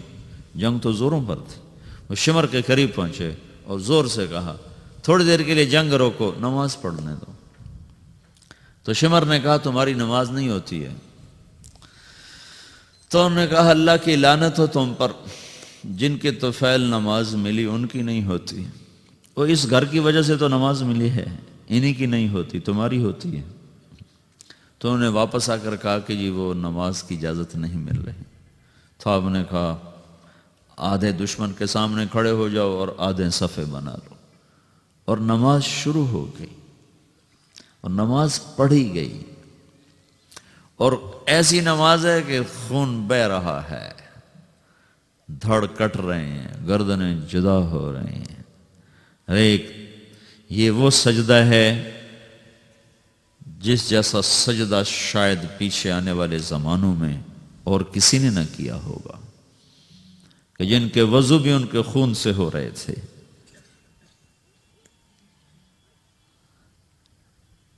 جن کے مصلے وہ کربلا کی تپتی ہوئی ریت بن رہی تھی. 95% لوگ نماز نہیں پڑھتے. قرآن کا پہلا صفحہ کہہ رہا ہے الذین یؤمنون بالغیب ویقیمون الصلاۃ. سارے قرآن کو ڈھونڈنے کی ضرورت، صرف پہلا صفحہ پڑھ لو. کامیاب کون لوگ ہیں؟ جو اللہ پر ایمان لائے، غیب پر، اور نمازوں کو زندہ کر دیا. جمعہ کا دن تھا، ظہر کی نماز پڑھی ہے اور عصر کی نماز سے پہلے شہید ہو گئے. اور حضرت عامر بن عاص رضی اللہ تعالیٰ عنہ مصر کے لڑائی میں امیر تھے. تو انہوں نے عیسائیوں نے پیغام بھیجا جمعہ تمہارا دن ہے، ہفتہ یہود کا دن ہے، اتوار ہمارا دن ہے، پیر کے دن جنگ ہوگی. تو انہوں نے کہا ٹھیک. تو جمعے کی نماز ہو رہی تھی اور انہوں نے بدعہدی کی اور اچانک حملہ کر دیا. دوسری رکعت میں کھڑے تھے، پہلی ہو چکی تھی جب عیسائیوں نے آ کر حملہ کیا ہے. پیچھے حملہ ہوا ہے، آگے نماز ہو رہی ہے، اب نماز توڑ دینے کا عین حکم آ چکا ہے کہ نماز توڑ دو، بعد میں پڑھ لو، اور ابھی ان کا جواب دو۔ ایک آدمی نے نماز نہیں چھوڑی، کٹتے رہے، نماز نہیں چھوڑی۔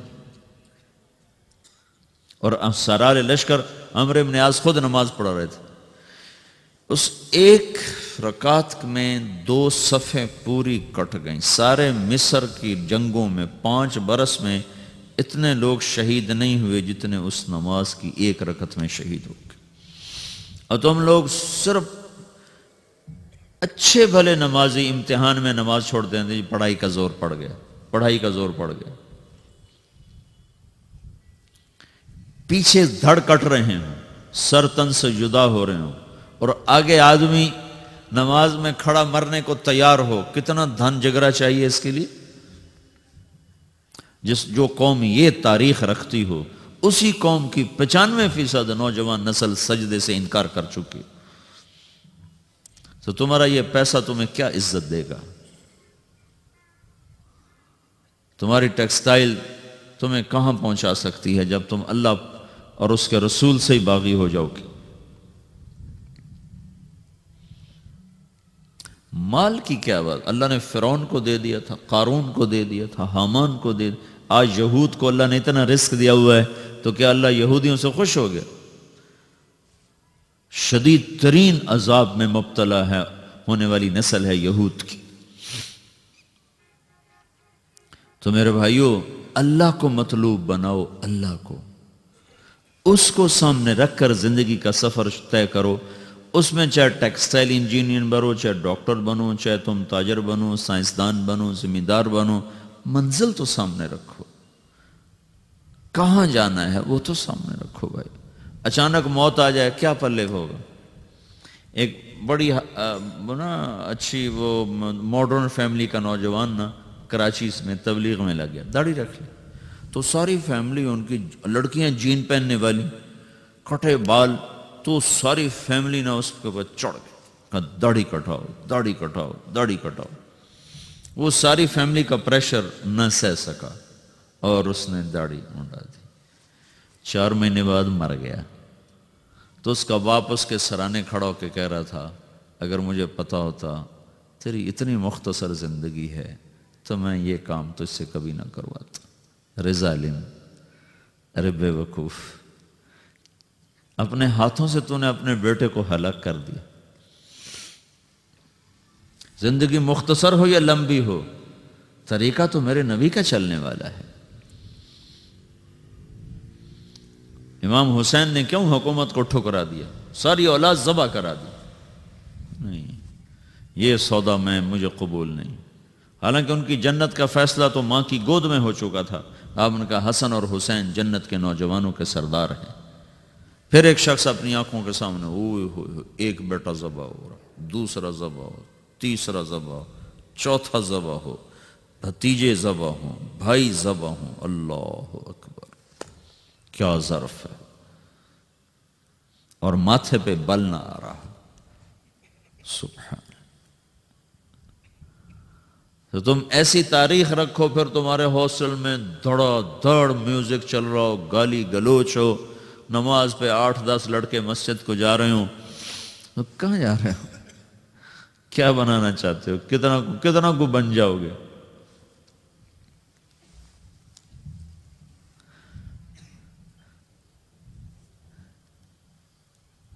کوئی ہم بے نام مخلوق ہوتے، کوئی ہماری تاریخ نہ ہوتی، کوئی ہمارا ماضی نہ ہوتا، ہمیں پتہ نہ ہوتا کہ ہم کس قافلے کے بچھڑے ہوئے لوگ ہیں، تو پھر جو مرضی کرتے، لیکن کیا کریں، بھول ہی گئے۔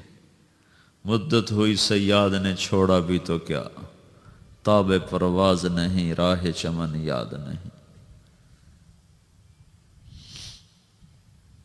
تو بھائیو، ایک بات تو میں یہ آپ سے عرض کرنے میں کہ دیکھو، یہ زندگی پتہ نہیں کب شام ہو جائے، تو اس میں وہ کرو جو اللہ اس کے رسول کو پسند ہے، اس کو سیکھو۔ یہ تبلیغ، اس کو جہاں تم ٹیکسٹائل سیکھ رہے ہو، تبلیغ اس کو سیکھنے کی محنت ہے کہ میرا اللہ کیسے راضی ہوگا، اللہ کا رسول کیسے راضی ہوگا، ان کے پیچھے میں کیسے چلوں۔ میری زندگی کی ہر صبح ہر شام اس ترتیب پر چلے، اس کو سیکھو میرے عزیز۔ بلانے والا اچانک بلاتا ہے، پتہ بھی نہیں چلتا۔ تو اپنی زندگی میں دین کو آگے رکھو، آخرت کو آگے رکھو، اپنی دنیا کو پیچھے رکھو، دنیا کے سلسلے پیچھے رکھو۔ اور دوسری چیز یہ ہے، جو پڑھ رہے ہو اس کو بھی نہ صرف کمائی کے لیے مت پڑھو۔ ساری کی ساری امت ڈاماڈول ہے اور سب کا قبلہ پیسہ بن چکا ہے۔ ہر شعبہ اور فن اس لیے پڑھا جا رہا ہے کہ اس میں پیسہ زیادہ ہے، اس میں پیسہ زیادہ ہے، اس میں پیسہ زیادہ ہے۔ اس ذہن کا معاشرہ وہ قوموں کو کسی بھی کنارے نہیں پہنچا سکتا۔ تم ہمارا قیمتی سرمایہ ہو، اگر تمہارا کمپیوٹر صرف پیسے پر فٹ ہو گیا تو تم خود بھی ہلاک ہو اور نسل بھی ہلاک ہے۔ تو تم اپنے کندھوں پر ایک اجتماعی ذمہ داری محسوس کرو کہ ہم نے باطل کی ٹیکنالوجی سے آزاد ہونا ہے۔ یہ تو ایک کائناتی علم ہے، نہ کہ مغرب کا علم ہے۔ جو قوم محنت کرے گی اللہ ان کو دے دے گا۔ جو قوم اپنے آپ کو کھپائے گی اللہ ان کو عطا فرما دے۔ یہ مغرب کا علم نہیں ہے، چھوٹا سا سنگاپور ہے، چھوٹا سا کوریا ہے، چھوٹا سا تائیوان ہے۔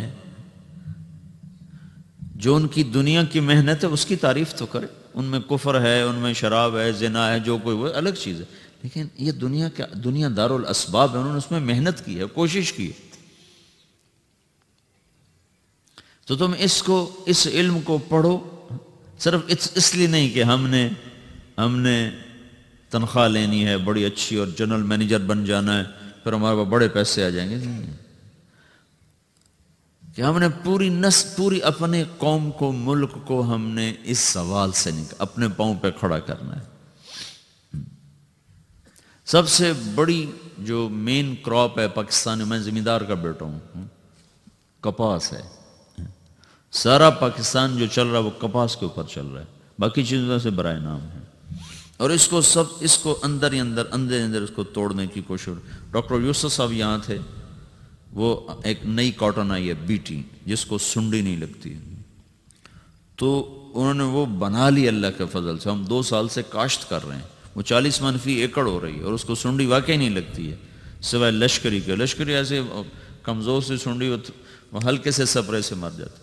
تو وہ مجھے کہہ رہے تھے کہ مولانا صاحب دعا کرو، ہماری ساری تحقیقات کو روکنے کی کوشش ہو رہی اور اوپر لوگوں کو خریدا جا رہا ہے۔ اور اگر میں یہ کامیاب ہو جاتا ہوں تو یہ جتنی ملٹی نیشنل کو 16 ارب روپے کا بزنس کر رہی ہیں صرف یہ سنڈی مارنے کی دواؤں کا، ان کے وہ پیسے ڈوب جائیں گے اور وہ پیسہ ہمیں ملے گا، ہمارے ذمہ دار کو ملے گا، ہماری قوم کو ملے گا۔ لیکن وہ اندر کوشش کر رہے ہیں کہ ہم ان کی یہ ریسرچ یہیں روک دیں۔ تو ہوئے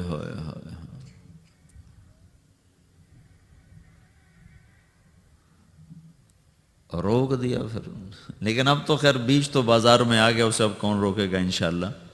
تو ان کو ترقی کا عنوان دے کر وہاں سے اکھاڑ کے اسلام آباد پہنچا دیا۔ ہاں جی، ہم نے آپ کو ترقی دے دی۔ سائنسدان کو چوکی دارے پہ بٹھا دو، ہیں تو کیا کرے گا؟ تو تم یہاں صرف اس لیے محنت نہ کرو کہ تم نے بس اچھی روٹی کھانی ہے۔ یہ تو انتہائی گھٹیا سوچ ہے۔ تو اس لیے پڑھو کہ تم نے پوری قوم کو، نسل کو اس زوال سے نکالنا، پاؤں پہ کھڑا کرنا۔ پیٹ کے غلام تو ساری نسل ہوئی پڑی ہے، شہوت کی غلام ساری نسل ہوئی پڑی ہے۔ تو اپنے جو کچھ کر رہے ہو اس پر محنت کرو، جس سے سیکھ رہے ہو اس کا ادب کرو۔ دنیا کا کوئی فن، کوئی علم یہ ادب کے بغیر نہیں آتا۔ جس سے تم نے سیکھنا ہے اس کا ادب کرو، وہ چاہے چرسی ہے، چاہے بھنگی ہے، چاہے وہ چمار ہے، لیکن اگر سیکھنا ہے تو اس کا ادب کرنا پڑے گا۔ موسیٰ علیہ السلام خضر علیہ السلام کے پاس تشریف لے گئے، 15واں پارے کا اخیر 16ویں کا شروع ہے، ان سے سیکھنے کے لیے گئے. اور یہ جو خضر علیہ السلام سے سیکھنے گئے نا، شریعت کا علم نہیں سیکھیں، شریعت تو ان کے پاس خود موجود ہے، دنیا کا علم لینے گئے تھے، کائناتی علم. خضر علیہ السلام کائناتی علوم کے نبی ہیں، اب بھی ہیں. وہ دجال کے ہاتھوں شہید ہوں گے. اللہ نے ان کو کہا آپ کو اللہ عمر خضر عطا فرمایا، محاورہ ہے نا. تو اللہ تعالیٰ نے ان کو غیر معمولی طور پر اوروں سے ہٹ کر اس کائناتی نظام کی ان کو نبوت عطا فرمائی. ہیں وہ بھی نبی. کوئی ولی اللہ یوں کہے کہ میرے اوپر اللہ کا الہام ہوا ہے اور میں بچے کو قتل کر دوں، یہ ایسی کوئی شریعت نہیں، ایسا کوئی دین نہیں ایسا اللہ پاک کی طرف سے یہ کوئی نظام ہے. ہاں نبی ہیں، نبی پر وحی آتی ہے، وحی قطعی چیز ہوتی. تو انہیں بچے کو قتل کیا. فانطلقا حتی اذا لقی غلاما فقتلہ، ایک بچے کو دے کر خضر علیہ السلام نے ٹھک یوں کیا، وہ مر گیا. تو یہ کسی کو قتل کرنا یہ الہام سے نہیں کہ میرے اوپر الہام ہو گیا. الہام تو شیطان بھی ڈال دیتے. اور کتنے یہ چرس پی کے بیٹھے ہیں جس اسی پہنچے ولی ہیں جی، دما دام ساڑی ہارے لئی نماز ہے، دما دام ہے الو کے پٹھے. حسین سجدے میں سر دے رہا ہو اور یہ چرس کا سوٹا لگا کے کہیں ساڑیاں ہر ویلے دیا نمازاں.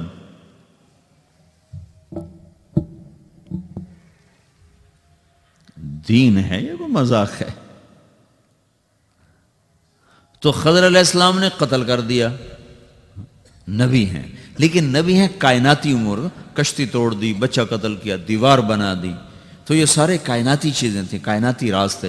تو موسیٰ علیہ السلام یہ سیکھنے کے لیے گئے ہیں اور اس کے سیکھنے کا بھی یہ شوق ظاہر کیا ہے، او امضی حقبا، مجھے ساری زندگی بھی چلنا پڑا تو میں اس شخص کو پانے کے لیے چلوں گا، چاہے میری ساری زندگی بیت جائے.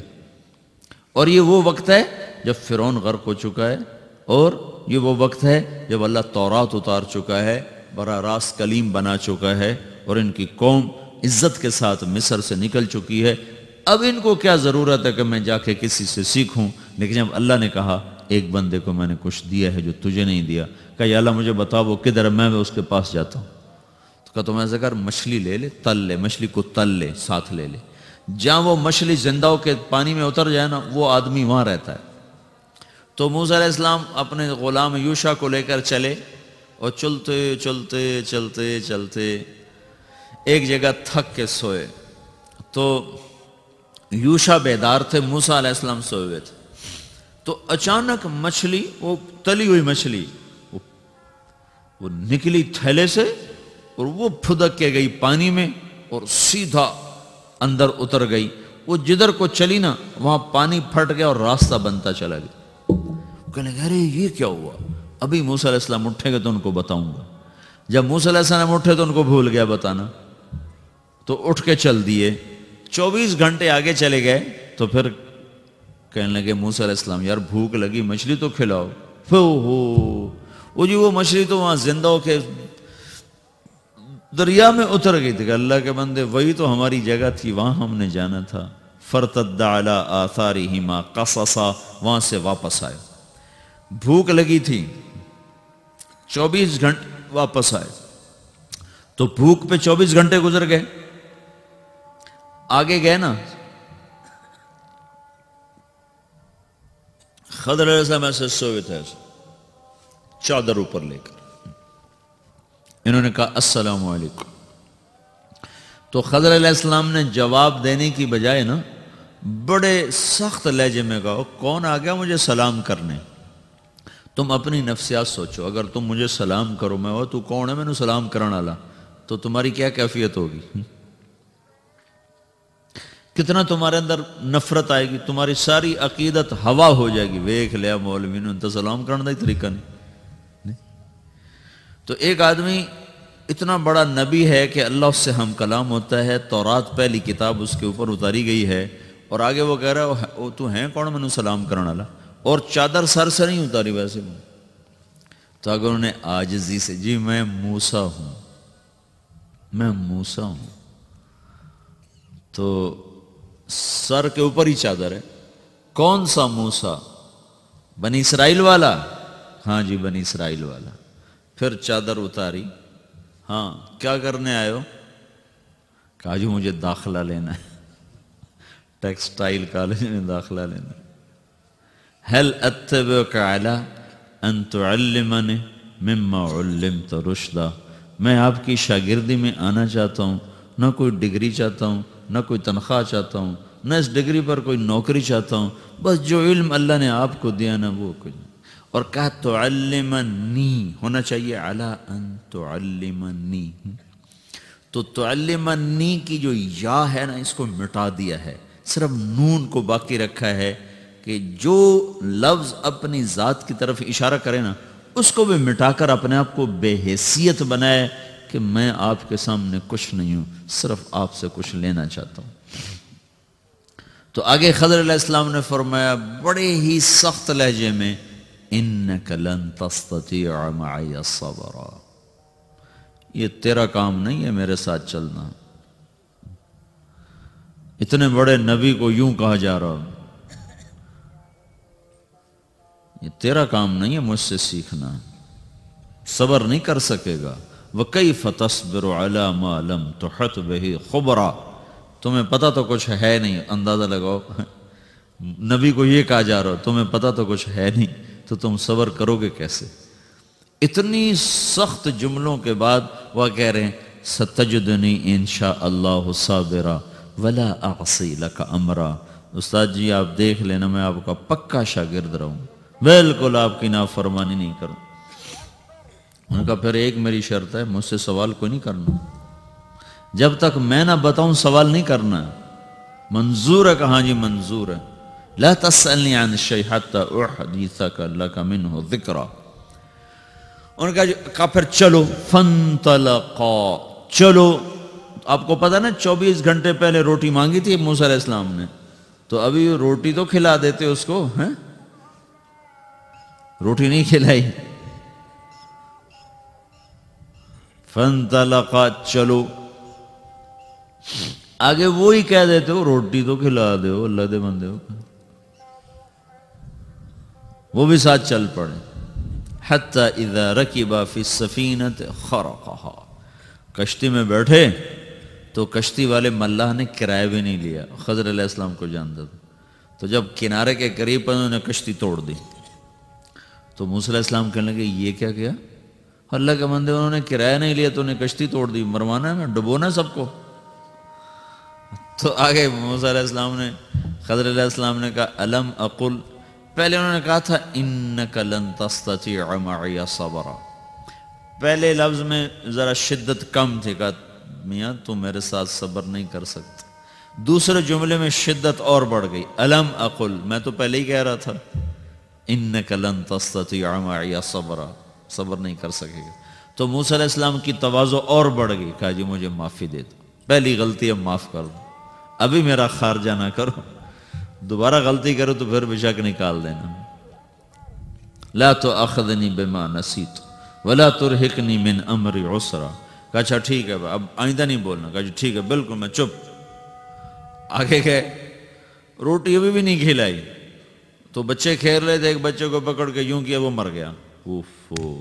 اب بھولے نہیں، یاد تھا کہ میں نے بولنا نہیں ہے، لیکن جلال، اب موسیٰ علیہ السلام جلالی نبی تھے تو وہ جلال میں آ گئے.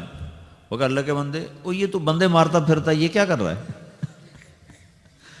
قتلت نفسا زکیۃ بغیر نفس لقد جئت شیئا نکرا.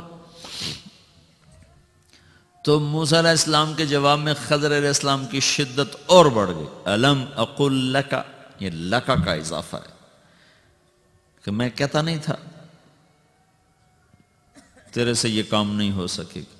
تو موسیٰ علیہ السلام کی تواضع اور بڑھی. کہا جی اچھا ان سألتک عن شیء بعدها فلا تصاحبنی، اگر اس کے بعد بھی میں پوچھ بیٹھوں تو پھر بے شک مجھے نکال دینا، پھر میرا خارجہ ہی کر دینا، پھر مجھے بے شک ساتھ نہ رکھنا. کہا چلو ٹھیک. اب آگے گئے تو آپ کو پتا نا بھوک لگی ہوئی تھی، ایسی بھوک لگی کہ روٹی مانگی گاؤں والوں جو میاں کھانا تو کھلاؤ. فاستطعما اہلها فابوا ان يضيفوهما وہ کوئی ایسے بخیلوں کے امام تھے، انہوں نے کھلانے سے ہی انکار کر دیا۔ تو جب وہاں سے باہر نکلے تو ایک دیوار یوں ہوئی کھڑی تھی ایسے، تو خضر علیہ السلام نے گزرتے گزرتے اس کو ہاتھ مارا، صرف یوں ہاتھ کیا تو ایسے سیدھی ہو گئی، یہاں پھر نہ رہ سکے۔ کہنے لگے وہ روٹی نہیں کھوا رہے تو کدھاں ٹھیک کیتی جا، لو شئت لاتخذت علیہ اجرا، اور کم از کم اس کی مزدوری تو لے کہ اس کی ہم روٹی کھا سکیں۔ تو خضر علیہ السلام نے کہا ھذا فراق بینی و بینک، اب تیری میری جدائی کا وقت آ گیا ہے۔ اب لہجے میں نرمی آنا شروع ہو گئی، پہلے سختی تھی، انک لن تستطیع الم اقل اور الم اقل لک، اور جب فراق تو سأنبئک بتأویل ما لم تستطع، یہاں لفظ کو چھوٹا کر دیا، وہاں تستطیع یہاں تستطع، یا اڑا دی، نرمی آ رہی۔ میں اب تمہیں بتاتا ہوں، کشتی اس لیے توڑی، بچہ اس لیے مارا، اور دیوار کو اس لیے ٹھیک کی۔ سارے کام میں نے اللہ کے امر سے کیے، خود نہیں کیے ہیں، اللہ کا امر تھا، میں کرتا گیا کرتا گیا۔ وما فعلته عن امری، جو کچھ کیا میں نے خود نہیں کیا، ذالک تأویل ما لم تستطع، یہاں ایک لفظ اور اڑا دیا، یہ سب کچھ میں تمہیں جو بتا رہا ہوں یہ اس چیز کا قصہ ہے جو تم سہ نہ سکے، یہاں تا کو بھی اڑا دیا، اور لفظ میں نرمی آتی گئی، لہجے میں نرمی آتی گئی۔ جب جدا ہونے لگے نا تو کہنے لگے موسیٰ ایک بات تو بتاؤ۔ کیا؟ کہنے لگے مجھے تو نے تانا دیا کہ کشتی توڑ کے ہمیں ڈبونا چاہتے تھے، تیری ماں نے تجھے صندوق میں بہایا تھا تو وہ بھی تمہیں ڈبونا چاہتی تھی؟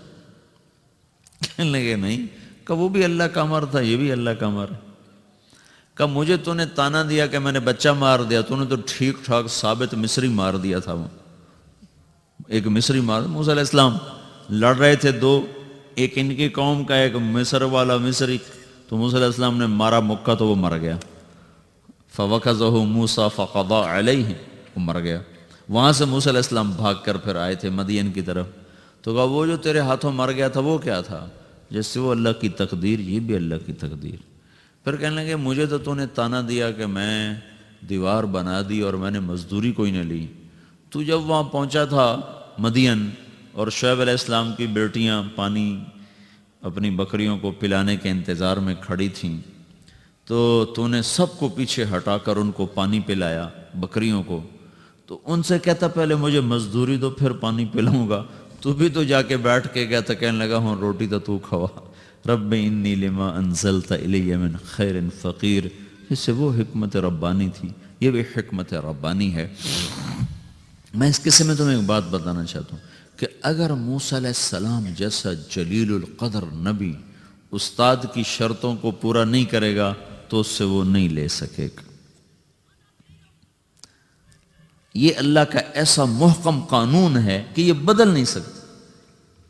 موسیٰ علیہ السلام کے مقابلے میں خضر علیہ السلام کی کوئی حیثیت، وہ کلیم اللہ ہے۔ 5 بڑے رسولوں میں موسیٰ علیہ السلام، نوح علیہ السلام، ابراہیم علیہ السلام، موسیٰ علیہ السلام، عیسیٰ علیہ السلام اور حضرت محمد صلی اللہ تعالی علیہ وسلم، یہ 5 بڑے رسول ہیں، تو اس میں تیسرے نمبر پر موسیٰ علیہ السلام کھڑے ہیں۔ لیکن اگر وہ خضر علیہ السلام کی شرائط کو پورا نہیں کر رہے ہیں تو خضر علیہ السلام کو جو اللہ نے دیا ہے وہ موسیٰ علیہ السلام کو نہیں ملا۔ ایک دفعہ ہمارے نبی نے فرمایا کاش موسیٰ علیہ السلام صبر کر لیتے تو ہمیں کتنی عجیب و غریب باتیں معلوم ہوتی خضر اور موسیٰ کے قصے سے۔ تو اگر تمہیں کوئی بھی علم سے کوئی علم تمہیں چاہیے، جس سے سیکھنا ہے نا اس کی قدر کرنی پڑے گی۔ یہ ایک کہاوت ہے کہ تانبے کو سونا بنا لیتے ہیں نا، ایک کہاوت ہے، یہ ایسا ہوتا نہیں ہے، لیکن ایک یہ چلا آ رہا ہے کہ تانبے پر ایسا ڈالتے ہیں کوئی کیمیکل کہ وہ سونا بن جاتا ہے، اور اس میں لوگوں نے بڑی رقمیں لٹائی ہیں، ہے یہ ایسی کہاوت۔ اس پر مولانا روم نے ایک قصہ نقل کیا ہے سبق کے لیے کہ ایک جوگی تھا جس کو سونا بنانا آتا تھا، تو بادشاہ کو پتہ چلا کہ یہ سونا بنانا جانتا ہے، تو اس نے اس کو بلوایا، کہا مجھے سونا بنانا سکھاؤ۔ کہا جی مجھے تو آتا نہیں. تو اس نے بڑا لالچ دیا. انہوں نے کہا جی مجھے تو آتا نہیں. پھر اس نے اس کی خوب ٹھکائی کروائی. انہوں نے کہا جی مجھے تو آتا نہیں. تو اس نے اس کو چھوڑ دیا. پھر چلے. اور کچھ دنوں کے بعد بھیس بدل کے نا اس کے جھونپڑے پر پہنچ گئے. کہنے لگا جی مجھے تو بس آپ کی عقیدت اور محبت کھینچ کر لائی ہے, میں آپ کی نوکری کرنا چاہتا ہوں. اس نے کہا میاں میں غریب درویش آدمی, میری کیا نوکری کرو, بس آپ کے کپڑے دھوؤں گا, روٹی پکاؤں گا, میں آپ کے ساتھ رہوں گا. تو اس نے ساتھ رہنا شروع کیا, خدمت شروع کی. 4 مہینے گزر گئے. تو ایک دن وہ جوگی کہنے لگا مجھے سونا بنانا بھی آتا ہے. وہ بادشاہ کہنا مجھے نہیں چاہیے سونا وونا, مجھے بس تمہیں چاہیے. ان کا نہیں, تم نے مجھے خوش کیا. بادشاہ نے مجھے بڑے لتر مارے, میں نے اس کو نہیں سکھایا, تمہیں سکھاؤں گا, تمہیں سکھاؤں. بادشاہ نے بڑی پٹائی کی پر اس کو میں نے نہیں بتایا, تمہیں ضرور بتاؤں. تو وہ اس کو لے گیا اور وہ جڑی بوٹیاں نکال کر یہ مجھے سونا بنا. ٹھیک ہے. اگلے دن بادشاہ غائب ہو گیا اور اس کو پکڑوا لیا دوبارہ. پکڑوا کے سامنے لایا تو کہنے لگا مجھے پہچانتے ہو؟ تھوڑی دیر تو وہ دیکھتا رہا, پھر پہچان گیا. وہ شاہی لباس, وہاں نوکروں کا لباس, تو تھوڑی دیر تو لگی, پھر پہچان گیا. تو وہ ایسے کانپنے لگا. کہنے لگا مجھے پہچان لیا؟ کہاں جی پہچان لیا. کہ پھر میں نے سیکھا کہ نہیں سیکھا؟ تو کہنے لگا تو خدمت سے ہی سیکھا ہے نا, جوتے مار کے تو نہیں سیکھا ہے, خدمت سے ہی سیکھا ہے نا. تو اس وقت ہمارے کالجز میں استاد شاگرد والا قصہ ہی ختم ہو گیا. اور کچھ جان بین کی بات ہے, چونکہ ہر طرف کمائی ہی کمائی کا ذہن بن گیا ہے. لیکن تم اپنے ادب کو ساتھ رکھو. میں سینٹرل ماڈل اسکول سے میں نے میٹرک کیا 69 میں. تو میں 8ویں میں پڑھتا تھا. تو ہمارے دینیات کے استاد تھے نذیر صاحب, انہوں نے مجھے بلوایا. وہ کلہ باندھتے تھے, بہت بڑا کلہ سے. تو ان کے پاس ہمارے اردو کے ٹیچر بیٹھے تھے عاصم صاحب. تو وہ وہاں پرچے چیک کر رہے تھے اس وقت. جب میں پہنچا ہوں تو وہ فٹ بال کا میچ کا آنکھوں دیکھا حال, کسی لڑکے کا یہ پیپر, یہ سوال نہ وہ چیک کر رہے تھے. تو میرے پہنچتے ہی انہوں نے فٹ بال کو ہٹ لگائی. تو ہٹ کے لفظ کو انہوں نے ایسے گول دائرے میں کیا, تو غلطی بنائی ہوئی تھی. تو نذیر صاحب کہہ رہے تھے کہ یہ کیا غلطی آپ نے پکڑی ہے؟ تو عاصم صاحب کہہ رہے تھے یہ اردو کا پرچہ ہے, انگریزی کا پرچہ نہیں ہے. اس نے لکھا ہے ہٹ لگائی, اسے لکھنا تھا ٹھوکر لگائی. یہ دونوں استادوں کے آپس میں گفتگو ہو رہی. تو میں وہاں کھڑا یہ دونوں کی بات سن رہا ہوں. تو پھر عاصم صاحب نذیر صاحب سے کہنے لگے, اپنا نذیر صاحب وہ فلاں بچہ آیا تھا میرے پاس کہ جی میں نے آپ کے پاس ٹیوشن پڑھنی ہے تو مجھے کوئی ٹائم دے دیں. تو میں نے اسے کہا بیٹا حکومت جو مجھے تنخواہ دیتی ہے نا, میرا اس میں بخوبی گزارا ہو جاتا ہے, تو میں اپنے علم کو بیچا نہیں کرتا. تمہیں جب ضرورت ہو آ جایا کرو, میں تمہیں ویسے ہی پڑھا دیا کروں گا. تو ایسے استاد تو سبحان, وہ جہاں سے گزر جاتے تھے نا تو ہماری روح فنا ہو جاتی تھی, ایسی ان کی ہیبت.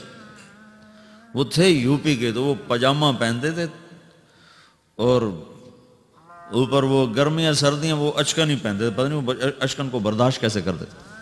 اور یہاں گلے میں ان کے مفلر ہوتا تھا. اور اتنے شفیق, اتنے مہربان, اتنی محبت اور اتنی ہیبت, دونوں چیزیں ان کے ساتھ ساتھ چلتی کہ ہیبت بھی تھی, محبت بھی تھی. اور اس کے پیچھے وجہ یہ تھی کہ یہ میں نے اپنے کانوں سے یہ سارا یہ میں آپ کو بتا رہا ہوں 1967 کی بات میں آپ کو بتا رہا ہوں. نہیں کتنے سال پہلے, 40 سال پہلے میں آپ کو بتا رہا ہوں, جو دونوں کا مکالمہ ہو رہا ہے. اور وہ سارا میں نے سنا ہے اور وہ میرے تختی پر نقش ہو گیا ہے. اور میں کبھی کبھی جہاں ٹیچرز میں بات ہوتی تو ان کو یہ میں قصہ سناتا ہوں کہ یہ میں نے اپنی آنکھوں سے دیکھے ہیں ایسے استاد. تو لیکن اگر میرا استاد ایسا نہیں ہے تو بھی جس سے میرے عزیزوں پڑھو نا اس کا ادب کرو, تو اللہ تمہارے علم کو بھاگ لگائے گا اور تمہیں قوم کے لیے نفع بخش بنائے گا. ہم صرف اتنا نہیں تمہیں کہنے آئے کہ بھئی تم تبلیغ کرو, یہ دین پورا مکمل دین ہے. اپنی دنیا کو بھی دیکھو، اپنے دین کو بھی دیکھو. کسی ایک میں بھی جھول آئے گا تو ہماری گاڑی کا سفر ادھورا رہ جائے، ہم منزل تک نہیں پہنچ سکتے. چاروں طرف زوال ہی زوال ہے. تم ہمت کرو. اس کو اس لیے نہ پڑھو کہ میں نے کمائی کرنی، اس لیے پڑھو کہ میں نے اس سے اپنے قوم کی خدمت کرنی، اور میں نے اس کو اس سطح تک پہنچانا ہے کہ یہ قوم اپنے پاؤں پر کھڑے ہو سکے. اور اس کے ساتھ جب تم اللہ کی بارگاہ میں سجدوں سے اس کو راضی کرو گے اور اس کو آگے رو رو کے مانگو گے تو اللہ تعالیٰ تمہیں راہیں بھی سجائے گا، راستے بھی بتائے گا، موقع موقع پر تمہاری راہبری فرمائے گا. ایک دوسرے کو گالی نکالنے سے بچو. جب کوئی قوم گالی نکالتی ہے تو اللہ کی نظروں سے گر جاتی. اللہ کے نبی نے فرمایا وَإِذَا تَصَابَتْ أُمَّتِي سَقَطَتْ مِنْ عَيْنِ اللَّهِ. جب کوئی قوم جب میری امت گالیاں نکالیں گے تو اللہ کی نظروں سے گر جائیں گے. اور میں تمہیں بتا رہا ہوں کہ بیت اللہ کو توڑ دینا چھوٹا جرم ہے، اور کسی مسلمان کو ماں، بیٹی، بہن کی گالی دینا یہ بڑا جرم. اپنے آپ کو گالی سے بچاؤ، غیبت سے بچاؤ، قرآن کے عادی بنو، موسیقی کے عادی نہ بنو. جہاں بھی لڑکے لڑکیاں کٹھے پڑھتے ہیں وہاں نظر کی حفاظت کرو، کہ اس سے جتنی تیزی سے ایمان جاتا ہے اور کوئی چیز ایسی نہیں. بے پردگی یہ وہ پیٹرول ہے جس کی لگی ہوئی آگ کو 7 سمندر کے پانی بھی نہیں بجھا سکتا. جہاں پردہ اٹھتا ہے وہاں حیا اٹھ جاتا. 1792 میں ایک عورت تھی لندن میں جس نے سب سے پہلے آزادی نسواں کا نعرہ لگایا تھا، ورنہ اس سے پہلے یورپ بھی عورت اور مرد میں تفریق کا قائل تھا. اس کا نام تھا میری والسٹون کرافٹ. اس نے آزادی نسواں پر سب سے پہلے کتاب لکھی تھی. تو ان کے سامنے تو وحی نہیں تھی، قرآن نہیں تھا نا، ان کی تو بائبل تبدیل شدہ کتاب تھی سینکڑوں ترجموں کے بعد. وہ تو بھٹکیں تو ان کے پاس کوئی سند کو نہیں. ہم کیسے بھٹکے؟ ہمارے آگے قرآن کھڑا ہوا، ہاں ہمارے آگے رسول پاک صلی اللہ تعالی وسلم کی پاک زندگی کھڑی ہوئی، ہمارے آگے اللہ تعالیٰ کے نیک بندوں اور نیک بندیوں کی پوری ایک تاریخ ہمارے سامنے ہے. ہم دائیں بائیں کیسے ہو سکتے؟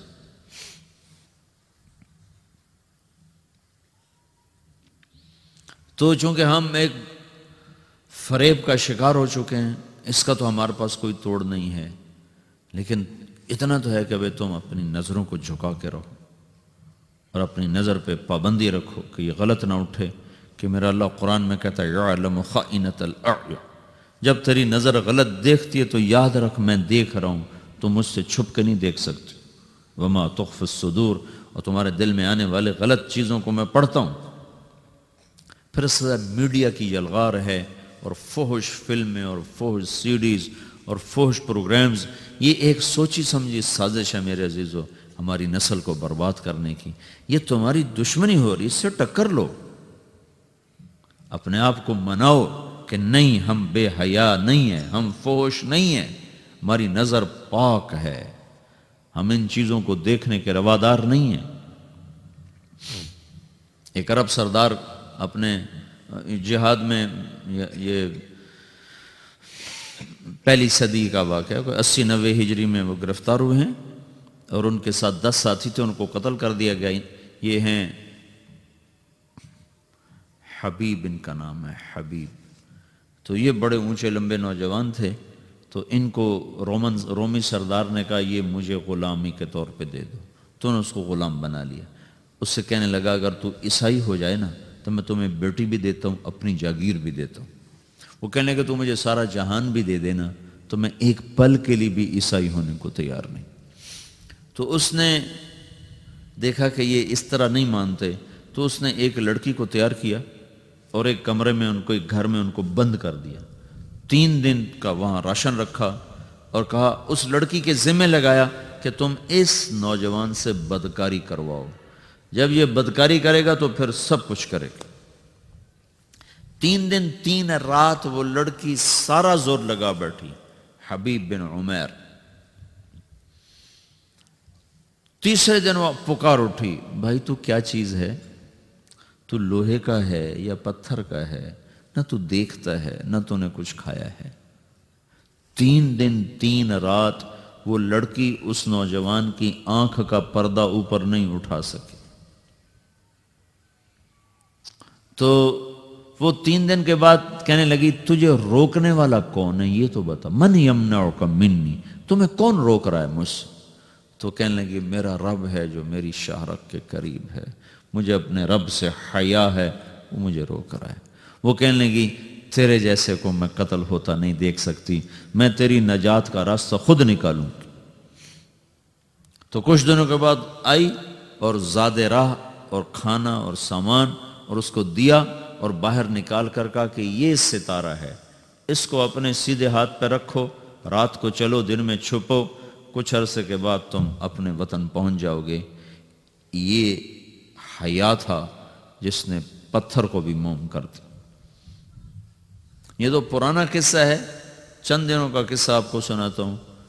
ایک نوجوان ہمارا تبلیغی دوست گلاسگو میں رہتا تھا, وہ بیمار ہو کے ہاسپٹل گیا ہے. تو اس کی جو اٹینڈنٹ نرس تھی اس نے 3-4 دن کے بعد کہا کہ آپ مجھ سے شادی کریں گے؟ اس نے کہا میں مسلمان ہوں, تم کرسچین ہو؟ کہا میں مسلمان ہو جاؤں گی, اگر آپ شادی کرتے تو میں مسلمان ہوں. اس نے کہا تم کس وجہ سے مجھے یہ پیشکش کر رہے ہو؟ وہ کہنے کہ میں 3 دن سے تمہیں دیکھ رہی ہوں تو کہ تم نے ایک دفعہ بھی نظر اٹھا کے مجھے نہیں دیکھا. میں نرس ہوں, میری زندگی یہاں گزری ہے, میں نے کوئی نوجوان ایسا نہیں دیکھا جو لڑکی کو دیکھ کے نظر جھکا لیتا ہو. میں پہلی دفعہ اپنی زندگی میں کسی کو دیکھ رہی ہوں کہ جب اس کے سامنے میں آتی ہوں تو اس کی نظر جھک جاتی ہے, تو مجھے یقین ہو گیا تیرے اندر سچائی ہے. تو وہ مسلمان ہو گئے. اس نے آگے کتنی بچیوں کو مسلمان کیا. پھر اشفاق احمد صاحب مرحوم تھے, یہ ڈرامہ رائٹر, ان سے اچھی سلام دعا تھی میری. تو ایک دن مجھ سے کہنے لگے کہ میں تبلیغ کے کام سے متاثر ہوا ہوں انگلینڈ جا کر, پاکستان میں نہیں انگلینڈ جا کر. کہ میں ایڈمبرا میں پارک میں بیٹھا تھا, میری بیوی میرے ساتھ بیٹھی تھی, تو ایک جماعت آئی, انہوں نے آ کر اذان دی مغرب کی اور نماز پڑھی. نماز کے بعد نا 13-14 لڑکیاں بھاگ کے آگے آئیں ان سے بات کرنے کے لیے. تو میں نے بیوی سے کہا آؤ سنو یہ کیا کہتے ہیں. تو کہا ہم دونوں بھی پہنچے. تو جس نے جماعت کرائی تھی نا اس کو ایک لڑکی آگے بڑھ کے کہتی آپ کو انگلش آتی؟ کہا جی آتی ہے. کہا آپ نے کیا کیا ہے؟ کہا جی ہم نے اپنی عبادت کی ہے. تو وہ لڑکی کہنے لگی آج تو اتوار نہیں ہے.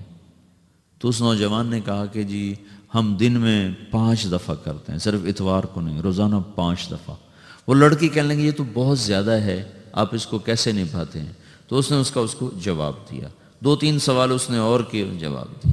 تو کہنے لگی اچھا بہت مہربانی. اس نے سے ہاتھ بڑھایا آگے ملانے کے لیے نا. تو وہ نوجوان کہنے لگا میں آپ سے معافی چاہتا ہوں, میں آپ کو ہاتھ نہیں ملا سکتا. تو اس لڑکی نے کہا کیوں؟ کہ یہ ہاتھ میری بیوی کی امانت ہے اور کسی کو نہیں لگ سکتا. تو لڑکی کھڑی تھی, وہ زمین پہ گر گئی, صرف اس بول وہ زمین پہ گر گئی, کھڑے کھڑے وہ زمین پہ گر گئی, اور وہ بچوں کی طرح رونے لگی پھوٹ پھوٹ کے, اور کہنے لگی وہ لڑکی کتنی خوش قسمت ہے جس کے تم خامد ہو, کاش یورپ کے مرد بھی ایسے ہی ہوتے. جس رب نے نفسیات بنائی ہے وہ اگر کوئی عورت کپڑے اتار دے تو اس کی نفسیات بدل جائے گی, چاہے وہ مغرب میں پیدا ہو چاہے وہ مشرق میں پیدا ہو. عورت کی نفسیاتی حیا ہے اور وفا ہے, وہ کسی وفادار کی تلاش ہے. تو وہ اس کو پتہ بھی نہیں ہے کہ مشرق کا حیا کیا ہے, لیکن وہ اس کو اللہ نے عورت بنایا ہے, اس کے اندر کی وہ نہیں مر سکتی چیز. کاش یورپ کے مرد بھی ایسے ہوتے. اور آنسو پوچھتی ہوئی وہاں سے اٹھ کے چل دی. تو اشفاق صاحب مرحوم کہنے لگے میں نے اپنی بیوی سے کہا بانو آج وہ تبلیغ ہوئی ہے کہ لاکھوں کتابیں بھی چھپ جاتی, وہ کام نہ ہوتا جو یہ نوجوان اپنے عمل سے کر گیا. تو میرے عزیزو کٹی پتنگ نہ بنو, اپنی کٹی پتنگ کی منزل کوئی نہیں رہتی. اللہ اس کے رسول کے ہاتھ میں اپنی ڈور دے کے چلو, اللہ اس کے رسول کی غلامی میں اپنے آپ کو چلاؤ, تو اللہ تمہیں بھاگ لگائے گا, عزت بھی دے گا. اپنی منمانی میں کوئی راحت نہیں, اللہ کی قسم کوئی راحت. میں 6 بر اعظم پھر کے تمہیں بتا رہا ہوں کہ جو اپنی ترتیبوں پر چلنے والوں کے دکھ آپ لوگ اندازہ نہیں لگا سکتے۔ چلنا ہے تو اللہ اس کے رسول کی زندگی کو اپنا کے چلو، اللہ تمہاری دنیا بھی سکھ والی بنائے گا، آخرت بھی سکھ چین والی بنائے گا۔ لیکن یہ سیکھنا پڑے گا، سیکھنا پڑے گا۔ تبلیغ اس کو سیکھنے کی محنت ہے اور اس کو آگے پہنچانے کی محنت۔ تو یہ عمر ہے، اس وقت ساری دنیا اسلام کے لیے تیار ہے، چونکہ نظریاتی طور پر دنیا شکست کھا چکی، کسی کے پاس کچھ نہیں۔ تو ہمارے پاس ایک ایسا خوبصورت نظریہ ہے کہ جو ان کو بڑی تیزی سے اپنی طرف کھینچ سکتا ہے، اور اللہ کا احسان ہے کہ تیزی کے ساتھ نسلوں کا رخ اللہ کی طرف ہو رہا ہے۔ تھوڑی ہمت کرو، چھٹیوں کا وقت تبلیغ میں دو، باقی وقت اپنی تعلیم کو دو، گھر میں جاؤ تو ماں باپ کے خادم بن کے رہو، نوکر بن کے رہو۔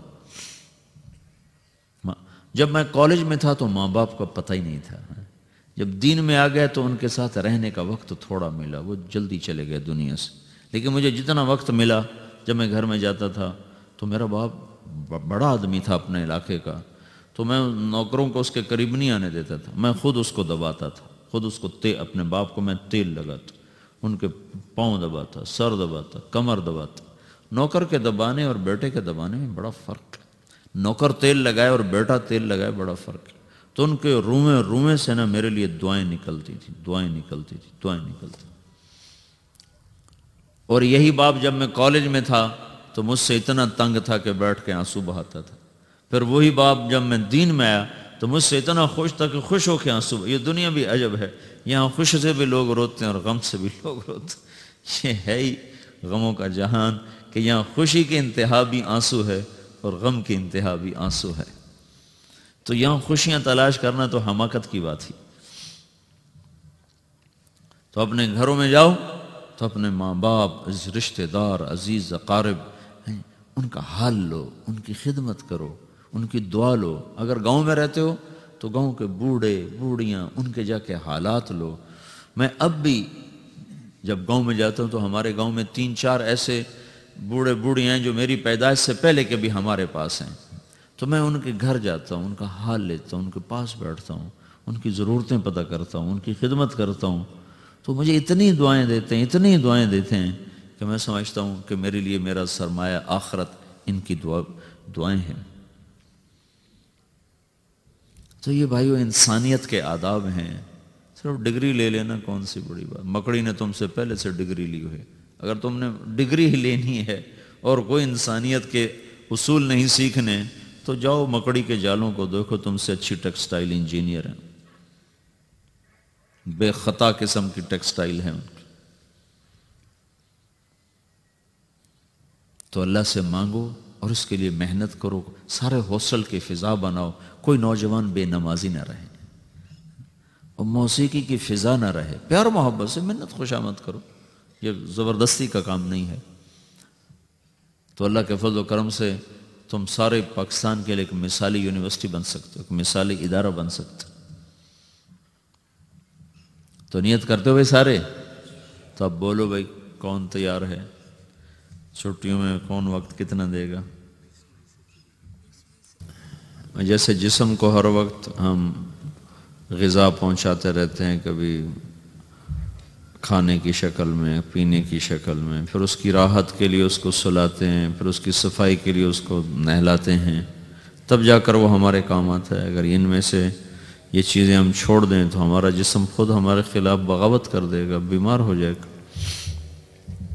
روح کو مختلف اوقات میں مختلف غذا کی ضرورت ہوتی ہے، کبھی یہ سجدے کی طلب ہوتی ہے، کبھی اس کو قرآن کی طلب ہوتی ہے، کبھی اس کو اللہ کے ذکر کی طلب ہوتی ہے، کبھی اس کو راتوں کو اٹھنے کی طلب ہوتی ہے۔ اس کے مختلف شکلوں میں روح کے بھی تقاضے ہیں۔ تو فرائض اس کی سب سے بڑی ضرورت ہے۔ ایمان 24 گھنٹے فرض ہے، نماز 5 وقت فرض ہے۔ تو نماز کے وقت میں آپ جہاں بھی ہوں، مسجد قریب ہے تو اس کی دوڑ لگائیں، مسجد میں جا کر باجماعت نماز پڑھیں۔ مرد کے لیے باجماعت نماز ضروری ہے، واجب ہے، عورت کے لیے گھر میں ہے، مرد کے لیے مسجد میں ہے۔ کہیں آپ ایسی جگہ پر ہوں کہ مسجد قریب نہیں، 2-4 نوجوان کٹھے مل کر جماعت کرایا کریں، اذان دیا کریں، اس کی بڑی تاثیر ہے، بڑی طاقت ہے۔ ایک پادری آیا تھا 1978 میں مسلمان ہو کر، میں اس وقت رائمنڈ مدرسے میں پڑھتا تھا، فرانس سے آیا تھا اور رہتا تھا پیرس میں رہتا تھا، اور اس وقت وہ کوئی 80 برس کے قریب اس کی عمر تھی۔ زندگی کے آخری ایام میں اللہ نے اس کو ایمان دیا تھا، لمبا قد تھا اس۔ تو اس نے یہ کہا تھا کہ میں آپ کو 2 باتوں کی نصیحت کرتا ہوں۔ ایک تو یہ کہ جب نماز کا وقت ہو جائے تو آپ لوگ جہاں بھی ہو اذان دے کر باجماعت نماز پڑھا کرو، اور دوسرا جب آپ لوگ باہر ملکوں میں جاؤ تو یہ داڑھی اور پگڑی اور کرتا اور شلوار یہ آپ کا لباس ہونا چاہیے، کہ یہ 2 باتیں خنجر کی طرح سینے میں اتر جاتی۔ یہ اس نے بس نصیحت کی تھی کہ یہ 2 باتیں میں آپ کو بتا رہا ہوں کہ میری ساری زندگی پادری میں گزری ہے، ان 2 باتوں کی تاثیر بڑی زبردست ہے۔ تو آپ سفر میں ہوں، حضر میں ہوں، نماز نہ چھوڑیں۔ اللہ تعالیٰ کو حاصل کرنے کا، اللہ تک پہنچنے کا جو بہت بڑا عمل ہے، اس میں نماز، سجدہ، زمین پہ سر رکھ کے اللہ کو پکارنا ہے۔ پھر کچھ وقت قرآن کی تلاوت کے لیے مقرر کریں، مقرر نہ ہو تو دن میں کوئی وقت نکال کے قرآن ضرور پڑھیں۔ سیرت کی کتاب ضرور، اپنے محبوب کی سیرت پڑھیں، زندگی پڑھیں، آپ نے زندگی کیسے گزاری، ضرور اس کے بارے میں اردو میں بہت سی کتابیں لکھی ہوئی ہیں، کوئی بھی کتاب آپ اس میں کسی اچھے عالم کی اس کو پڑھیں، آپ کو انشاءاللہ اس کا نفع ہوگا، فائدہ ہوگا۔ جمعرات کو اسماعیل مسجد، آپ یہاں سے کوئی بس وغیرہ کرا لی یا کوئی اور ترتیب سے وہاں جا کر رات کو قیام کریں، بیان سنیں، صبح واپس آئیں، کوئی تقاضا ہو جلدی کا تو رات کو ہی واپس آ جائیں، اور چھٹیوں کو کوئی ترتیب بن جائے تو 3 دن مہینے میں لگتے رہیں۔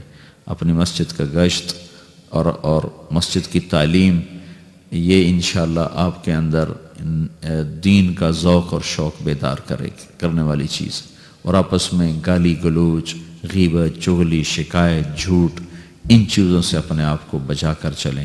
اٹھتے بیٹھتے اللہ کے ذکر اور اللہ کی دعا کی عادت ڈالیں۔ اللہ کو بہت پسند ہے کہ اس سے مانگا جائے، یہ واحد بادشاہ ہے جس سے مانگو تو خوش ہوتا ہے، نہ مانگو تو ناراض ہو جاتا ہے۔ دنیا کے بادشاہوں سے مانگو تو وہ ناراض ہو جاتے ہیں، نہ مانگو تو بڑے مزے میں رہتے ہیں۔ اللہ وہ شہنشاہ ہے، نہ مانگو تو ناراض ہو جاتا ہے، مانگو تو وہ خوش ہوتا ہے۔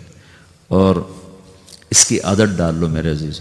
انسان تو ہر وقت مسائل کا شکار رہتا ہی ہے، جب کوئی مسئلہ پیش آئے، ضرورت پیش آئے، تکلیف آ جائے، وضو کرو، نفل پڑھو، اللہ سے دعا کرو، اور اس کو مسلسل کرو، تو انشاءاللہ اللہ تعالیٰ جب نماز کے ذریعے سے دروازہ کھولے گا پھر وہ بند نہیں ہوگا، پھر ناممکنات میں بھی اللہ ممکن کی شکلیں پیدا فرما دے۔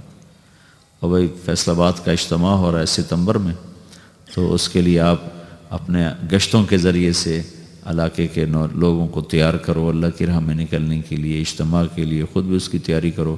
1, 2, 3 ستمبر کو وہ ہو رہا ہے، تو اس کے لیے دعا بھی کرو، کیونکہ ہمارا تبلیغ کے بڑے عرصے کے بعد ایک محنت زندہ ہوئی ہے کہ جس کا موضوع یہ ہے کہ میری آخرت بن جائے، آپ کی آخرت بن جائے، اور صرف اس ہی کو موضوع بنا کر پھرنا اور پوری دنیا میں پھیل جانا، یہ صدیوں کے بعد پہلی دفعہ ہو رہا ہے، صدیوں کے۔ گونگے نہ بولنے والے بھی اس وقت دعوت دے رہے ہوں، یہ ایک معجزات میں سے ہے۔ میں بنگلہ دیش میں تھا تو 1 سال کی جماعت آئی ہوئی تھی جس میں پاکستان سے 4 گونگے اس جماعت میں چل رہے تھے، تو جو گونگوں کو اللہ کے حکم پہ کھڑا کر دے۔ اور پچھلے دنوں میں تلمبے میں تھا اپنے گاؤں میں، تو سرگودا سے ایک جماعت آئی مستورات کی، جس میں وہ لوگ تھے جو کل تک ناچنے والے تھے، ناچنے والیاں تھیں، بھیک مانگنے والے، بھیک مانگنے والیاں تھیں۔ ان پر ایک ہمارے ساتھی نے 10 برس محنت کی، 10 برس مانگنے والے، وہ ان کو پورا فن آتا ہے، لولا کیسے بننا ہے، لنگڑا کیسے بننا ہے، گونگا کیسے بننا ہے، اندھا کیسے بننا ہے۔ تو انہوں نے مجھے بن کے دکھایا، وہ ساتھ آئے، تو میں ان کے ساتھ تھوڑی دیر بیٹھا، تو انہیں اندھا بن کے آنکھیں اوپر ایسے چڑھا لیں، وہ نیچے اترتی نہیں تھی. آپ اوپر چڑھاؤ نا تو آپ کی آنکھ اوپر جا ہی نہیں سکتی. یہ جو سیاہ پتلی ہے اس کو اوپر لے جانا چاہتے ہیں، اس نے بڑے آرام سے اوپر چڑھا کر اس کو یہاں فکس کر دی، صرف یہ نیچے سفیدی نظر آ رہے. کہا یہ اس طرح بھیک مانگتے تھے، اور شام کو چرس پینا، شراب پینا، جوا کھیلنا، اس میں ضائع کر دیتے. تو وہ ایسے بھکاری لوگ اور ناچنے والے لوگ، ان کی جماعت وہاں آئی ہوئی. ہمارے تلمبے میں ایک قدیم پرانا طوائفوں کا اڈا ہے، وہ اب بھی چل رہا ہے. تو وہ وہاں جا کے انہوں نے گشت کیا اور وہاں سے 7 پیشہ ور عورتوں کو انہوں نے نقد 3 دن کے لیے اللہ کے راستے میں نکالا. اس نے جب ان سے بات کی کہ ان کو گیا اور کہا کہ میں تم سے بات کرنے آیا ہوں کہ تم بھی اللہ کے محبوب کی امت میں سے ہو، اور تم حضرت اماں خدیجہ کی بیٹیاں ہو، حضرت اماں فاطمہ کی بیٹیاں ہو، میں تمہارے سر پہ چادر ڈالنے ہوں. اور یہ کیا کرنا، اس نے اپنی چادر ان کے سر پر ڈالی، ایک ان میں جو بڑی تھی. تو وہ ساری لڑکیاں رونے لگی، وہ پیشہ ور رو رہے، وہ سب پھوٹ پھوٹ کے رو پڑی. وہ کہنے لگی یہاں تو لوگ ہماری چادر اتارنے آتے ہیں، تم پہلے شخص ہو جو ہم پر چادر ڈالنے آئے ہو، ہمارے پاس تو یہاں کوئی نہیں آتا، تم پہلے آدمی ہو جس نے آ کر ہمیں اللہ کی بات سنائی. پھر 3 دن کے لیے نقد وہ نکلی. تو اللہ تعالیٰ نے ایک عجیب و غریب یہ کام چلایا ہے صدیوں کے بعد. تو میرے عزیز اس کو نا اللہ سے مانگ کر اس میں وقت دیا کرو، اس کا آپ کو انشاءاللہ خود نفع ہوگا. نیت کرتے ہو نا سارے. اللہم لک الحمد کما انت اہلہ فصل علی محمد کما انت اہلہ وفعل بنا ما انت اہلہ انک اہل التقوی و اہل المغفرہ. ربنا آتنا فی الدنیا حسنہ وفی الآخرۃ حسنۃ وقنا عذاب النار. اللہم وفقنا لما تحب وترضى واجعل آخرتنا خیرا من الأولى. اللہم انا نسألک من خیر ما تعلم ونعوذ بک من شر ما تعلم ونستغفرك لما تعلم إنك علام الغيوب. اللهم إنا نسألك خير ما سألك منه عبدك ونبيك محمد صلى الله عليه وسلم ونعوذ بك من شر ما استعاذك منه عبدك ونبيك محمد صلى الله عليه وسلم. اللهم أنت المستعان وعليك البلاغ لا حول ولا قوة إلا بالله. یا اللہ تو ہم آج سب کے گناہوں کو معاف فرما، ان سارے نوجوانوں کو یا اللہ ہدایت کا ذریعہ بنا، ہدایت کامل عطا فرما. ہمارے جتنے ادارے ہیں یا اللہ وہ جس دنیاوی مقصد کے لیے بنے ہیں اس میں بھی ان کو کامیابی عطا فرما، اور یا اللہ اس میں پڑھنے پڑھانے والوں کو اپنے دین کا داعی بنا اور اپنے دین پر چلنے والا بنا اور اپنی آخرت کو سامنے رکھ کر چلنے والا بنا. یا اللہ ہماری دنیا بھی بھلی کر دے، ہماری آخرت بھی بھلی کر دے. ہم تو تیرے محبوب کی امت اس وقت دنیا کا سب سے دکھی طبقہ ہیں، سب سے ستائے ہوئے ہیں، سب سے ٹھکرائے ہوئے ہیں، دھتکارے ہوئے ہیں. پوری دنیا میں میرے مولا تیرا نام لینا ایک گالی بن چکا ہے، تیرے دین پہ چلنا میرے مولا ایک عیب کا، ایک داغ دھبا بن چکا ہے. اے زمین و آسمان کے اللہ، فیصلے تو تیرے ہیں، نظام تو تیرا ہے، تو اپنے محبوب کی امت کے لیے عزت کا فیصلہ فرما دے، اس ذلت کے فیصلے واپس لے لے، اور ساری دنیا کے کفر کو، باطل کو ہدایت کی دولت عطا فرما دے. جن کے مقدر میں نہیں ہے اور وہ تیرے دین کے لیے روڑے اور رکاوٹ ہیں، ان کے وجود سے یا اللہ دھرتی کو پاک کر دے، ان کے وجود سے دھرتی کو پاک کر دے. اور یا اللہ ساری دنیا کے انسانوں کے لیے ایمان کے، اسلام کے دروازے کھول دے. یہ اتنے بھائی تشریف لائے ہیں، ان سب کا آنا قبول فرما لے، اور ہم سب کا بیٹھنا، بولنا، سننا، سنانا قبول فرما لے. اور یا اللہ ہمارے سینوں کو اپنی محبت سے بھر دے، ہمارے دلوں کو اپنی محبت سے روشن کر دے، اپنے محبوب کی محبت سے روشن کر دے. جو ہم سے آگے چلے گئے ان کی قبریں ٹھنڈی کر دے، ان کو جنت عطا فرما. جو عذاب میں ان کے عذاب اٹھا دے، اور اپنے وقت پر ہمارا خاتمہ بھی ایمان پہ فرما. اور میرے مولا محشر کے میدان میں جب تو یہ کہے وامتاز اليوم ایھا المجرمون، آج مجرم الگ ہو جاؤ، تو یا اللہ اس دن ہمیں مجرموں میں کھڑا نہ فرما، اپنے فضل و کرم سے ہمیں اپنے نیک بندوں کے پیچھے کھڑا فرما. یا اللہ اپنے عرش کے سائے میں ہمیں جگہ عطا فرما. یا اللہ ہم پل صراط سے گزار کر فردوس کی جنت میں اپنے حبیب کا ساتھ عطا فرما، جتنے ہم میں بیمار ہیں صحت دے دے، جو مقروض ہیں قرض ادا کر دے، جو روٹھ گئے ہیں انہیں منا دے، جو لڑ پڑے ان میں صلح کرا دے۔ یا اللہ دنیا اور آخرت کی ہر خیر عطا فرما، ہر شر سے حفاظت فرما۔ وصلی اللہ تعالی علی النبی الکریم، آمین برحمتک یا ارحم الراحمین۔